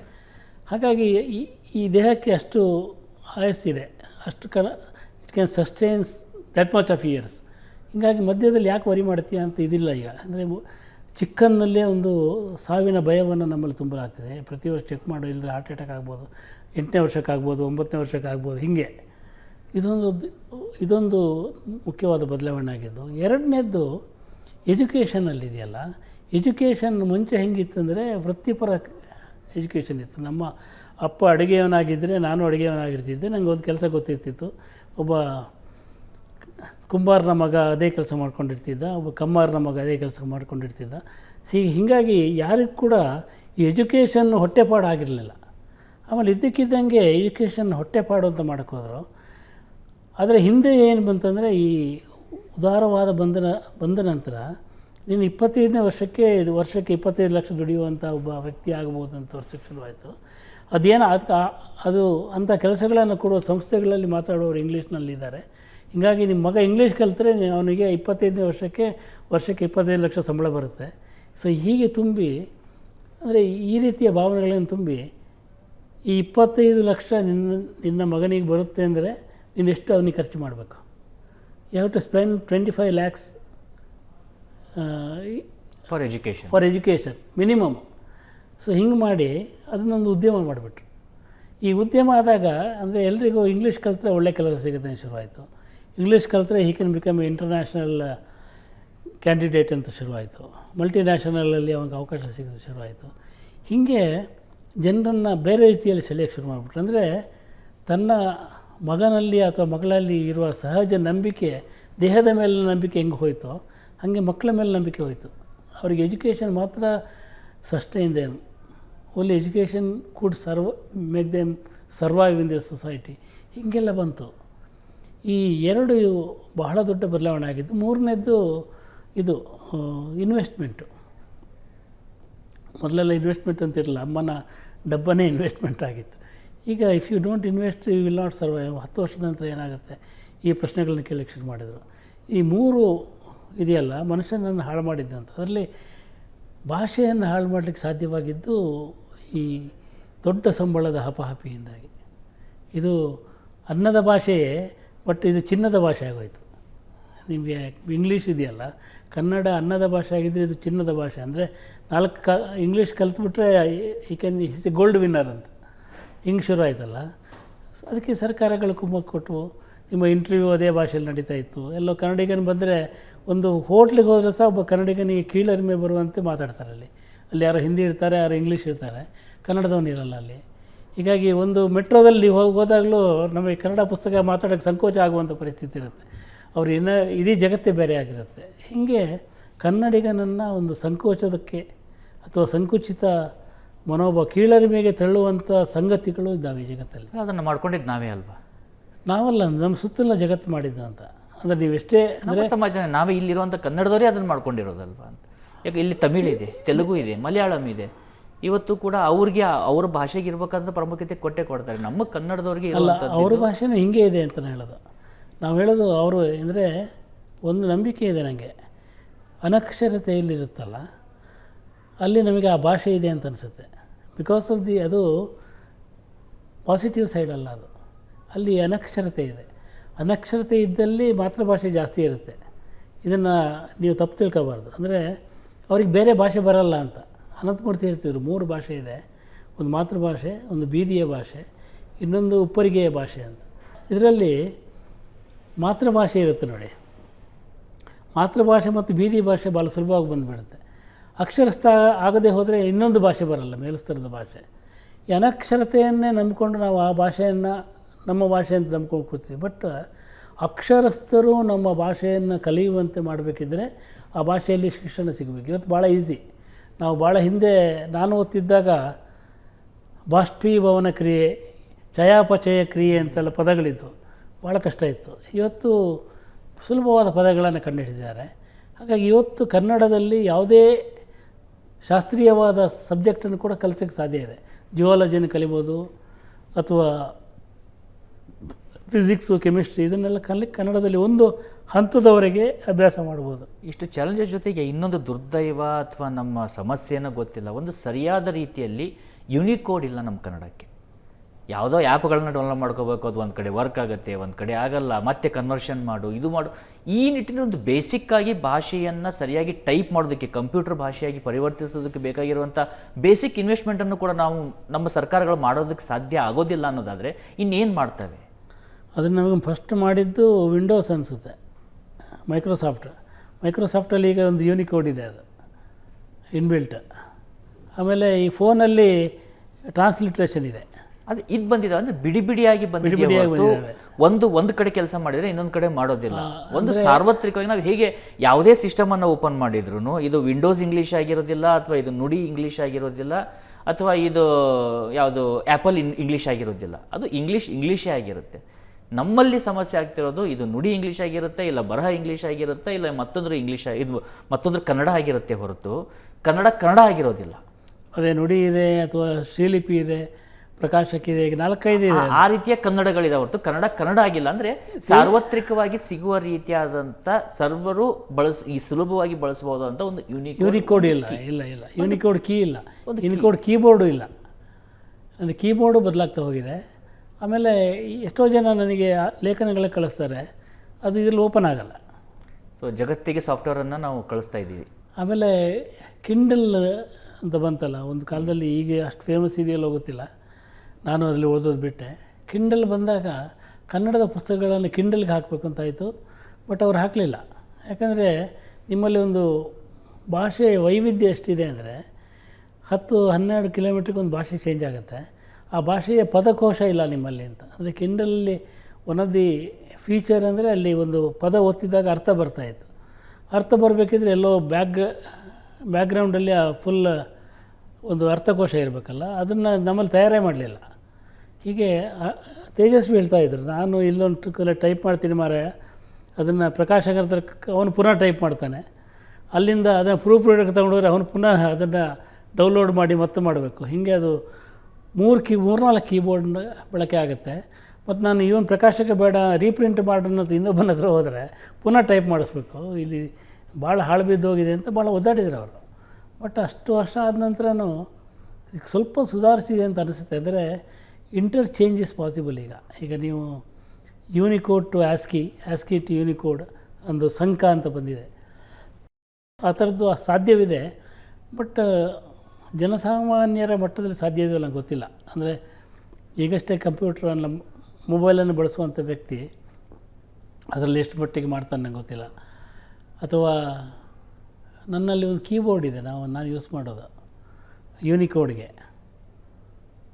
ಆ ಕೀಬೋರ್ಡ್ ಇದೆಯಲ್ಲ ಅದು ಮೊಬೈಲಲ್ಲಿಲ್ಲ, ನಾನು ಮೊಬೈಲಲ್ಲಿ ಬೇರೆ ಕಲಿಬೇಕು. ಅಥವಾ ಮೊಬೈಲಿಗೆ ಒಂದು ಕೀಬೋರ್ಡ್ ಹಾಕ್ಕೊಂಡು ಟೈಪ್ ಮಾಡೋಣ ಅಂದರೆ ಸಿಗಲ್ಲ ಅದು. ಹೀಗೆ ಭಾಳ ಸಮಸ್ಯೆಗಳಿದೆ ಹೇಳ್ದಂಗೆ. ಅಂದರೆ ತಂತ್ರಜ್ಞಾನವಾಗಿ ಸಮಸ್ಯೆ ಇದೆ, ಶೈಕ್ಷಣಿಕವಾಗಿ ಸಮಸ್ಯೆ ಇದೆ, ಔದ್ಯೋಗಿಕವಾಗಿ ಸಮಸ್ಯೆ ಇದೆ, ಓದಿನಲ್ಲಿ ಸಮಸ್ಯೆ ಇದೆ. ಯಾಕಂದರೆ ಇದನ್ನು ಓದಿಸೋದು ಯಾರು ಯಾರು ಓದ್ತಾರೆ ಅದು ಗೊತ್ತಾಗಲ್ಲ.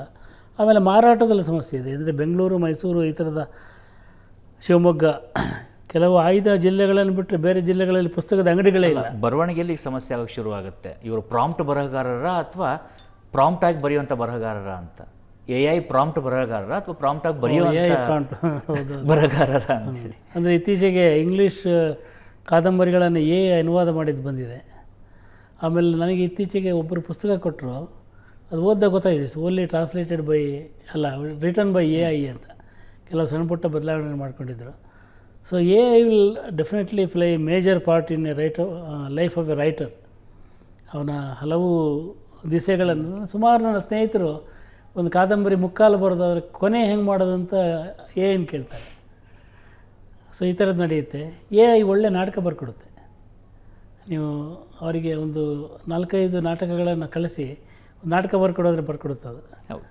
ಸೊ ಈ ಥರದ ನೀವೇ ನನಗೆ ಒಂದು ಸಲ ಹೇಳಿದಿರಿ AI ಏನೇನು ಅನುಕೂಲಗಳಿದೆ ಅಂತ.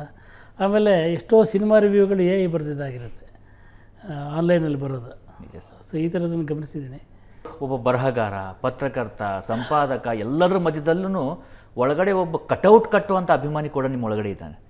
ಬಹುತೇಕವಾಗಿ ನಿಮ್ಮ ಊರ ಕಡೆ ಫಸ್ಟ್ ಟೈಮ್ ಒಬ್ಬ ಹೀರೋನ ಕಟೌಟನ್ನು ಕಟ್ಟಿ ಸಂಭ್ರಮಿಸಿದ್ದು ನೀವೇ ಅನಿಸುತ್ತೆ. ಹೆಂಗಿತ್ತದ ಘಟನೆಗಳು? ಯಾಕಷ್ಟು ಅಭಿಮಾನಿಯಾಗಿದ್ದವ್ರದ್ದು? ಅದಕ್ಕೊಂದು ಹಿನ್ನೆಲೆ ಏನಿದೆ ಅಂದರೆ, ನಮ್ಮ ತಂದೆ MGRನ ದೊಡ್ಡ ಅಭಿಮಾನಿ. ಅವರು ಸ್ವಲ್ಪ ವರ್ಷ ತಮಿಳ್ನಾಡಲ್ಲಿ ಕೆಲಸ ಮಾಡ್ತಿದ್ರು. ಸೊ MGR ಸಿನಿಮಾಗಳನ್ನು ನೋಡ್ತಿದ್ರು.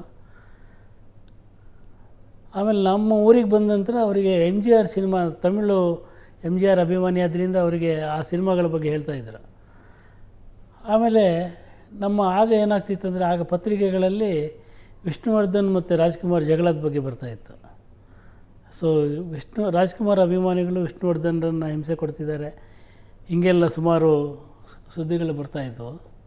ನನ್ನ ಸ್ನೇಹಿತನೊಬ್ಬ ಹೇಳಿದೆ, ನಾವೀಗ ಹೆಂಗಾದರೂ ಮಾಡಿ ವಿಷ್ಣುವರ್ಧನ್ ಕಾಪಾಡಬೇಕು ಮಾರಾಯ ಅಂತ. ನಾನು ಅಲ್ಲಿದ್ದು ಸಿನಿಮಾ ನೋಡಿರಲಿಲ್ಲ. ಅಂದರೆ ಅವನು ಹಾರ್ಡ್ ಕೋರ್ ವಿಷ್ಣು ಫ್ಯಾನ್ ಆಗಿದ್ದ. ಅವನು ನಮ್ಮೂರಲ್ಲಿ ಒಂದು ಸಂಘ ಕಟ್ಟಬೇಕು, ಅವರಿಗೆ ರಾಜ್ಕುಮಾರ್ ಅವರಿಗೆ ಇಡೀ ಜಗತ್ತಲ್ಲಿ ಸಂಘಗಳಿವೆ, ವಿಷ್ಣುವರ್ಧನ್ಗೆ ಸಂಘನೇ ಇಲ್ಲ, ಅದಕ್ಕೆ ಅವನಿಗೆ ಎಲ್ಲರೂ ಒಳ್ಳೆ ಸಿನಿಮಾ ಕೊಡ್ತಾಯಿಲ್ಲ, ಆಚೆ ಆಗ್ತಿದ್ದಾರೆ, ನಾವೊಂದು ಸಂಘ ಕಟ್ಬಿಟ್ಟು ಅವ್ರನ್ನ ಕಾಪಾಡಬೇಕು ಅಂತ. ಅಂದರೆ ಆ ಏಜಿನ ಹುಮ್ಮಸ್ಸಿನಲ್ಲಿ ಇಡೀ ಜಗತ್ತನ್ನು ತಾನೇ ನಿಯಂತ್ರಣ ಮಾಡೋ ಥರ ಹೇಳಿದವನು. ಈಗ ನಮ್ಮಲ್ಲಿ ಆಗ್ತಿದೆಯಲ್ಲ ಹೌದು, ಪ್ರತಿಭಟನೆಯಲ್ಲಿ. ಹೌದು, ಸರಿ ಅಂತೇಳಿ ನಾನು ಓಕೆ ಒಂದು ಮಾಡೋಣ ಅಂತ ಹೇಳಿದೆ. ಆಗ ನಮ್ಮ ಊರಲ್ಲಿ ನಾವು ಅಂದರೆ ಈ ಏನನ್ನು ತೋರಿಸ್ಕೊಳ್ಳೋಕ್ಕೆ ಒಂದು ಅವಕಾಶ ಸಿಗುತ್ತಲ್ಲ ಅಂತ. ಸೊ ಹಾಗಾಗಿ ಯಾವತ್ತು ನಮ್ಮಲ್ಲಿ ಒಂದು ಪ್ರೀತಮ್ ಥಿಯೇಟ್ರ್ ಇದೆ ಅಂತ, ಅಲ್ಲಿ ಹೋದ್ವಿ, ಯಾವುದು ವಿಷ್ಣುವರ್ಧನ್ ಸಿನಿಮಾ ಅಂತಲ್ಲಿ ಯಾವುದೂ ಇಲ್ಲ ಅಂದ. ನಾನು ಅವನಿಗೆ ಪುತ್ತೂರಲ್ಲಿ ಹೊಕ್ಕು ಒಂದು ಸಿನಿಮಾ ಓಡ್ತಾಯಿದೆ, ಅದನ್ನು ಇಲ್ಲಿ ಹಾಕಬೇಕು ನೀವು, ನಾಗಕಾಳ ಭೈರವ ಅಂತೇಳಿ, ಸಿಡಿದದ್ದು ಸಹೋದರ ಅಂತಿದೆ ಅಲ್ಲಿ ಬಂದು ಇಲ್ಲೇ ಹಾಕಲ್ಲ ಅಂಥೇಳಿ ಅವ್ರಿಗೆ ಗಲಾಟೆ ಮಾಡಿದ್ವಿ. ಅವನು ಒಂದು 4-5 ವಾರ ನಂತರ ಆ ಸಿನಿಮಾ ಹಾಕದ, ಇಲ್ದಿ ನಾವು ಗಲಾಟೆ ಮಾಡಿದ್ದರೂ ಬರ್ತಾಯಿತ್ತು ಅದು ಹಾಕದ. ಅವನಿಗೆ ಹೇಳಿದ್ವಿ ನಾವು, ಆ ಸಿನಿಮಾ ಹಾಕಿದರೆ ನಾವು ಇಲ್ಲೊಂದು ಕಟೌಟ್ ಕಟ್ಟಿ ಒಂದು ಸಂಘ ಉದ್ಘಾಟನೆ ಮಾಡ್ತೀವಿ ಅಂತೇಳಿ. ಆ ಕಾಲಕ್ಕೆ ಕಟೌಟ್ ಕಟ್ಟೋದು ನಮ್ಗೆ ಗೊತ್ತಿಲ್ಲ. ಅಂದರೆ ಕಟೌಟ್ ಆಮೇಲೆ ಗೊತ್ತಾಗಿದೆ ನಮಗೆ, ಕಟೌಟ್ ಮಾಡಬೇಕಂದ್ರೆ ಸುಮಾರು ಖರ್ಚಿದೆ ಅಂತ. ಅಲ್ಲಿ ಊರಲ್ಲಿ ಕಟೌಟ್ ಕಟ್ಟೋರೇ ಇಲ್ಲ, ಕಟೌಟ್ಗಳೇ ಇಲ್ಲ, ಅಲ್ಲಿ ಪ್ರಿಂಟ್ ಮಾಡೋರೇ ಇಲ್ಲ ಅಂತ. ಸೊ ನಾವು ಯಾವುದೋ ಪೋಸ್ಟರನ್ನು ಕಟ್ ಮಾಡಿ ದೊಡ್ಡ ಮುಖ ಮಾಡಿ ಅದನ್ನು ಅಂಟಿಸಿ, ಯಾವುದೊಂದು ಮರದ ಹಲಗೆಗೆ ಅಂಟಿಸಿ ಅದನ್ನು ಒಂದು ಕಟೌಟ್ ಮಾಡಿ ಒಂದು ಹಾರ ಹಾಕಿ, ಆವತ್ತು ನಾವೊಂದು 7-8 ಜನ ಸೇರಿ ಒಂದು ಗಲಾಟೆ ಮಾಡಿ ಅಲ್ಲಿ ಮಾಡಿದ್ವಿ. ಅದನ್ನು ಮಾಡಿ ಆ ಸಿನಿಮಾ ಅಲ್ಲಿ ಹೋಗ್ತಿದ್ದೆ 3 ದಿನ, ಊರಲ್ಲಿ ಇದ್ದಿದ್ದೆ ಅಷ್ಟೇ ಜನ. ಸಿನಿಮಾ ಹೌಸ್ಫುಲ್ ಹೋದರೆ 2 ದಿನ ಹೋದರೆ ಊರಿನವರೆಲ್ಲ ನೋಡ್ದಂಗೆ. ಸೊ ಆ ಸಿನಿಮಾ 2-3 ದಿನ ಹೋಯಿತು. ಆದಮೇಲೆ ಏನಾಯ್ತು ಅಂದರೆ ಅದರಿಂದ ಒಂದಷ್ಟು ಜನ ನಮಗೆ ಸಿಕ್ಕಿದ್ರು, ಅವರು ನಾವು ಅಭಿಮಾನಿಗಳಾಗ್ತೀವಿ ಅಂತ ಬಂದರು. ಹಾಗೆ ಒಂದು ಪಂಗಡ ಆಯ್ತಲ್ಲಿ ಗಾಂಧಿ ಪಾರ್ಕಿನಲ್ಲಿ ಒಂದು ಗಾಂಪ ಗೆಳೆಯರು ಅಂತಿದ್ವಿ, ಅದು ಆ ಬಳಗ ದೊಡ್ಡದಾಯಿತು. ಆ ಬಳಗ ದೊಡ್ಡದಾದ್ರಿಂದ ನಮಗೆ ಸ್ವಲ್ಪ ಬೇರೆ ಬೇರೆ ಓದೋದು ಇದೆಲ್ಲ ಶುರುವಾಯಿತು. ಬಟ್ ಇದಕ್ಕೊಂದು ಟ್ವಿಸ್ಟ್ ಸಿಕ್ಕಿದೆ ಯಾವಾಗ ಅಂದರೆ, ನಮ್ಮೂರಲ್ಲಿ ಒಂದು ಇಂದ್ರಪ್ರಸ್ಥ ಅಂತ ಸ್ಕೂಲ್ ಇದೆ, ಆ ಸ್ಕೂಲ್ನ ಇನಾಗ್ರೇಷನ್ಗೆ ವಿಷ್ಣುವರ್ಧನ್ ಬಂದಿದ್ದರು. ಅಂದರೆ ಅದು ಇಸ್ ಓನ್ಡ್ ಬೈ ವಿಷ್ಣುವರ್ಧನ್ ಅಂತ ಒಂದು ಸುದ್ದಿ ಆಗಿತ್ತು. ಬಟ್ ನಾನು ಅಷ್ಟೊತ್ತಿಗೆ ಬೆಂಗಳೂರಿಗೆ ಬಂದುಬಿಟ್ಟಿದ್ದೆ.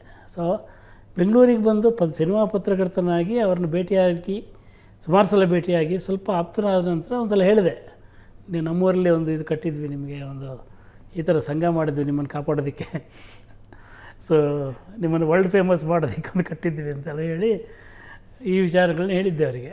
ಅವರಾಗ ಹೇಳಿದರು ನನಗೆ, ಇದೇ ಥರ ಸಣ್ಣ ಸಣ್ಣ ಊರಲ್ಲಿ ಯಾರ್ಯಾರೋ ಅಭಿಮಾನಿಗಳಿದ್ದರು ಅಂತ ಪತ್ರ ಬರೆಯೋದಂತೆ, ಅಣ್ಣ ನಿಮಗೆ ಅನ್ಯಾಯ ಆಗಿದೆ, ನಿಮ್ಮ ಜೊತೆ ನಾವಿದ್ದೇವೆ ಅಂತೆಲ್ಲ ಪತ್ರ ಬರೀತಾಯಿದ್ರು. ಒಂದು ಸಂತೋಷ ಕೊಡೋದು ಅದು. ಅಂದರೆ ಒಳಗೊಳಗೆ ಅಂದರೆ ಯಾರೂ ಏನು ಮಾಡೋಕ್ಕಾಗಲ್ಲ ಈ ಜಗತ್ತಲ್ಲಿ. ಅಂದರೆ ಇವತ್ತಿದ್ದಂಗೆ ಆಗ ಕೂಡ ಫ್ಯಾನ್ ವಾರ್ಸು ಎಲ್ಲ ಇರ್ತಿದೆ. ಅದು ಯಾವ ನಟನೂ ಮಾಡಿದ್ದಲ್ಲ ಅದು. ಅಂದರೆ ಉದಾಹರಣೆಗೆ ಯಾವುದೋ ಸಿನಿಮಾ ಥಿಯೇಟ್ರಲ್ಲಿ ಕೂತ್ಕೊಂಡು ಒಬ್ಬ ನಟನ ಆಗ ಮೆಚ್ಚಿ ಮಾತಾಡಿದರೆ ಇನ್ನೊಬ್ಬ ಎದುರುಗಡೆ ಇರೋನು ಹೊಡೆಯೋಕ್ಕೆ ಬರ್ತಾಯಿದ್ದ, ಈ ಅಣ್ಣನ ಪಿಕ್ಚರ್ ನೋಡ್ತಾ ಆ ಅಣ್ಣಂಗೆ ಯಾಕೆ ಮಾತಾಡ್ತೀಯ ಅಂತ. ಸೊ ಆ ಕಾಲದಲ್ಲಿ ಇತ್ತದು. ಅದೊಂದು ಬಹುಶಃ ಅದಿಲ್ಲದೆ ಅಲ್ಲಿ ಮಜಾ ಇಲ್ಲ ಅನಿಸುತ್ತೆ ನನಗೆ. ಅಲ್ಲ, ಸಾಕಷ್ಟು ಕುತೂಹಲಕರ ಅಂದರೆ ನಿಮ್ಮದು ಮತ್ತು ವಿಷ್ಣುವರ್ಧನ್ ಅವರ ಸಂಬಂಧದ ಬಗ್ಗೆ, ತದನಂತರ ಆದಂಥ ಬೆಳವಣಿಗೆ, ಆ ಸ್ನೇಹದ ಬಗ್ಗೆನೇ ಮಾತಾಡೋದು ಬೇಕಾದಷ್ಟಿದೆ. ಒಂದು ಎಪಿಸೋಡ್ ಅಥವಾ ಒಂದು ಪಾಡ್ಕಾಸ್ಟಲ್ಲೋ ಒಂದು ಇಂಟರ್ವಲ್ಲೋ ಆಗುವಂಥದ್ದು ಅನುಭವಗಳಲ್ಲ ಇದು. ಇವತ್ತು ಬರೀ ನಾವು ಒಂದು ಜಸ್ಟ್ ಟಿಪ್ ಆಫ್ ಐಸ್ಬರ್ಗ್ ಅನ್ನೋ ಹಾಗೆ ಒಂದು ಪರಿಚಯದ, ಅಂದರೆ ನಮ್ಮ ಸಂದರ್ಶನದ ರೀತಿಗೆ ಅಥವಾ ಆ ಒಂದು ಪ್ರದರ್ಶನ ಮಾಡೋದಕ್ಕೋ ಅಥವಾ ಅದನ್ನು ಒಂದು ತೋರಿಸೋದಕ್ಕೆ ಮಾತ್ರ ಅವಕಾಶ ಆಗಿರುವಂಥದ್ದು. ಬಟ್ ಐ ಆಮ್ ಶ್ಯೂರ್ ಇನ್ನೂ ಸಾಕಷ್ಟು ಈ ರೀತಿಯಾಗಿ ಮಾತುಕತೆಗಳನ್ನು ಮಾಡುವಂಥದ್ದಿರುತ್ತೆ. ನಮ್ಮ ಕಾರ್ಯಕ್ರಮದಲ್ಲಿ ಪಾಲ್ಗೊಂಡ್ರಿ, ಸಾಕಷ್ಟು ವಿಚಾರಗಳನ್ನು ತಿಳಿಸ್ಕೊಟ್ಟಿದ್ದೀರಿ. ಖಂಡಿತವಾಗಿ ನಮ್ಮ ವೀಕ್ಷಕರಿಗೂ ಕೂಡ ಸಾಕಷ್ಟು ವಿಚಾರಗಳು ತಿಳಿದಿದ್ದಾವೆ ಮತ್ತು ಅದನ್ನು ಅವರು ಕೂಡ ಚರ್ಚೆ ಮಾಡ್ತಾರೆ ಅಂತ ಅಂದ್ಕೊಳ್ತೀವಿ. ಧನ್ಯವಾದಗಳು ಸರ್ ನಮ್ಮ ಜೊತೆಯಲ್ಲಿ ಬಂದಿದ್ದಕ್ಕೆ. Thank you. ಸಿನಿಮಾದ ಬಗ್ಗೆ ನೀವು ಹೇಳ್ದಂಗೆ ನಾನು I was film journalist for 30 years. ಬಹುಶಃ ಎಲ್ಲ ನಟರ ಜೊತೆ ಒಡನಾಡಿದ್ದೇನೆ. ಒಂದು ದಿವಸ ಕೂತ್ಕೊಂಡು ಅದೇ ಮಾತಾಡೋಣ. ಬಿಕಾಸ್ ಅಲ್ಲಿ ಅದು ನಾವು ಇವತ್ತು ನೋಡ್ತಿರುವಷ್ಟು ಕೆಟ್ಟ ಇಂಡಸ್ಟ್ರಿ ಅಲ್ಲ ಅದು. ಇವತ್ತು ನೋಡ್ತಿರುವಷ್ಟು ಬಡತನದ ಇಂಡಸ್ಟ್ರಿನೂ ಅಲ್ಲ. ಅಂದರೆ ಅಂದರೆ ಪ್ರೇಕ್ಷಕರಿಲ್ಲದ ಒಳ್ಳೆಯ ಸಿನಿಮಾಗಳು ಬರೋದ ಅಥವಾ ಒಂದು ರೀತಿಯ ಕನ್ಫ್ಯೂಷನ್ಲಿ ಏನಿದೆ ಹಾಗಿರಲಿಲ್ಲ ಅದು. ಇವತ್ತು ಹಾಗಿಲ್ಲ ಅದು.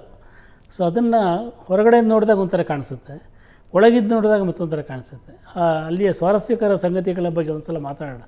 ಭಾಳ ಪ್ರೀತಿಯಿಂದ ಹೇಳ್ಕೊಳ್ಳುವ ಸಂಗತಿಗಳಿದ್ದಾವೆ, ಸಿಟ್ಟಿನಿಂದ ಹೇಳುವ ಸಂಗತಿಗಳು ಇದ್ದಾವೆ. ಒಂದು ಸಲ ಮಾತಾಡೋಣ.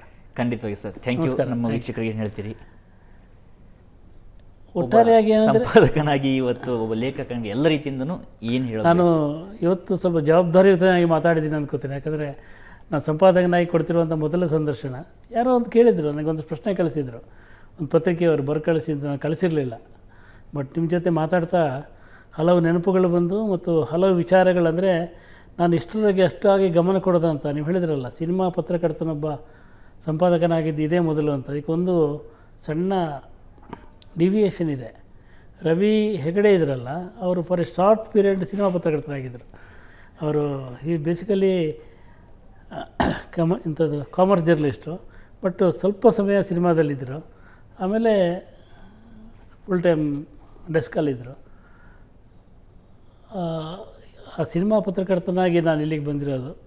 ಸೊ ನನ್ನನ್ನು ಇಲ್ಲಿ ಈ ಸ್ಥಾನಕ್ಕೆ ಕರ್ಕೊಂಬಂದು ಕೂರಿಸಿದಂಥ ರವಿ ಹೆಗ್ಡೆ ಅವರು, ಅವಕಾಶ ಕೊಟ್ಟಂಥ ಸಂಸ್ಥೆ ಮತ್ತು ಇದನ್ನು ಗುರುತಿಸಿ ಇವತ್ತು ನೀವು ಮಾತಾಡಿರೋದು, ಇದೆಲ್ಲ ಭಾಳ ಖುಷಿ ಕೊಟ್ಟಿದೆ. ಆಮೇಲೆ ಹಳೆಯ ನೆನಪುಗಳನ್ನು ಈ ಹೊಸ ಅನುಭವದ ಜೊತೆ ಬೆಸೆಯೋದಿದೆಯಲ್ಲ, ಅದು ಅಷ್ಟು ಸುಲಭದ ಕೆಲಸ ಅಲ್ಲ. ಅದು ನೀವು ಸಡನ್ನಾಗಿ ಒಂದು ಓದುಗ ಮತ್ತು ಸಂಪಾದಕನ ಸಂಬಂಧ ಕೇಳಿದಾಗ ನಾನು ಬಹಳಷ್ಟು ವರ್ಷ ಆಲೋಚನೆ ಮಾಡಿರಲಿಲ್ಲ ಅದನ್ನ. ಹಾಗೆ ನನಗೆ ಬೇಕಾಗಿರಲಿಲ್ಲ. ಯಾಕಂದರೆ ಇದನ್ನು ಥಿಂಕ್ ಮಾಡೋಕ್ಕೆ ಸಂಪಾದಕರು ಇರ್ತಿದ್ರು.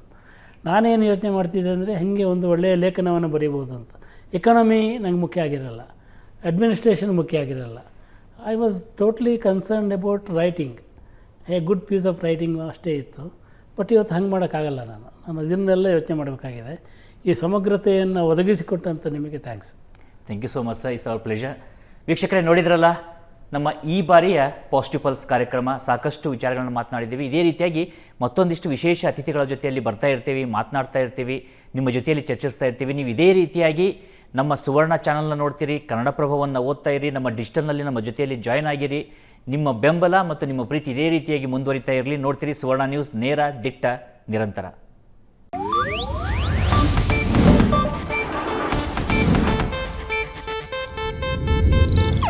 ಇದು ಏಷ್ಯಾನೆಟ್ ನ್ಯೂಸ್ ನೆಟ್ವರ್ಕ್ ಪ್ರಸ್ತುತಿ.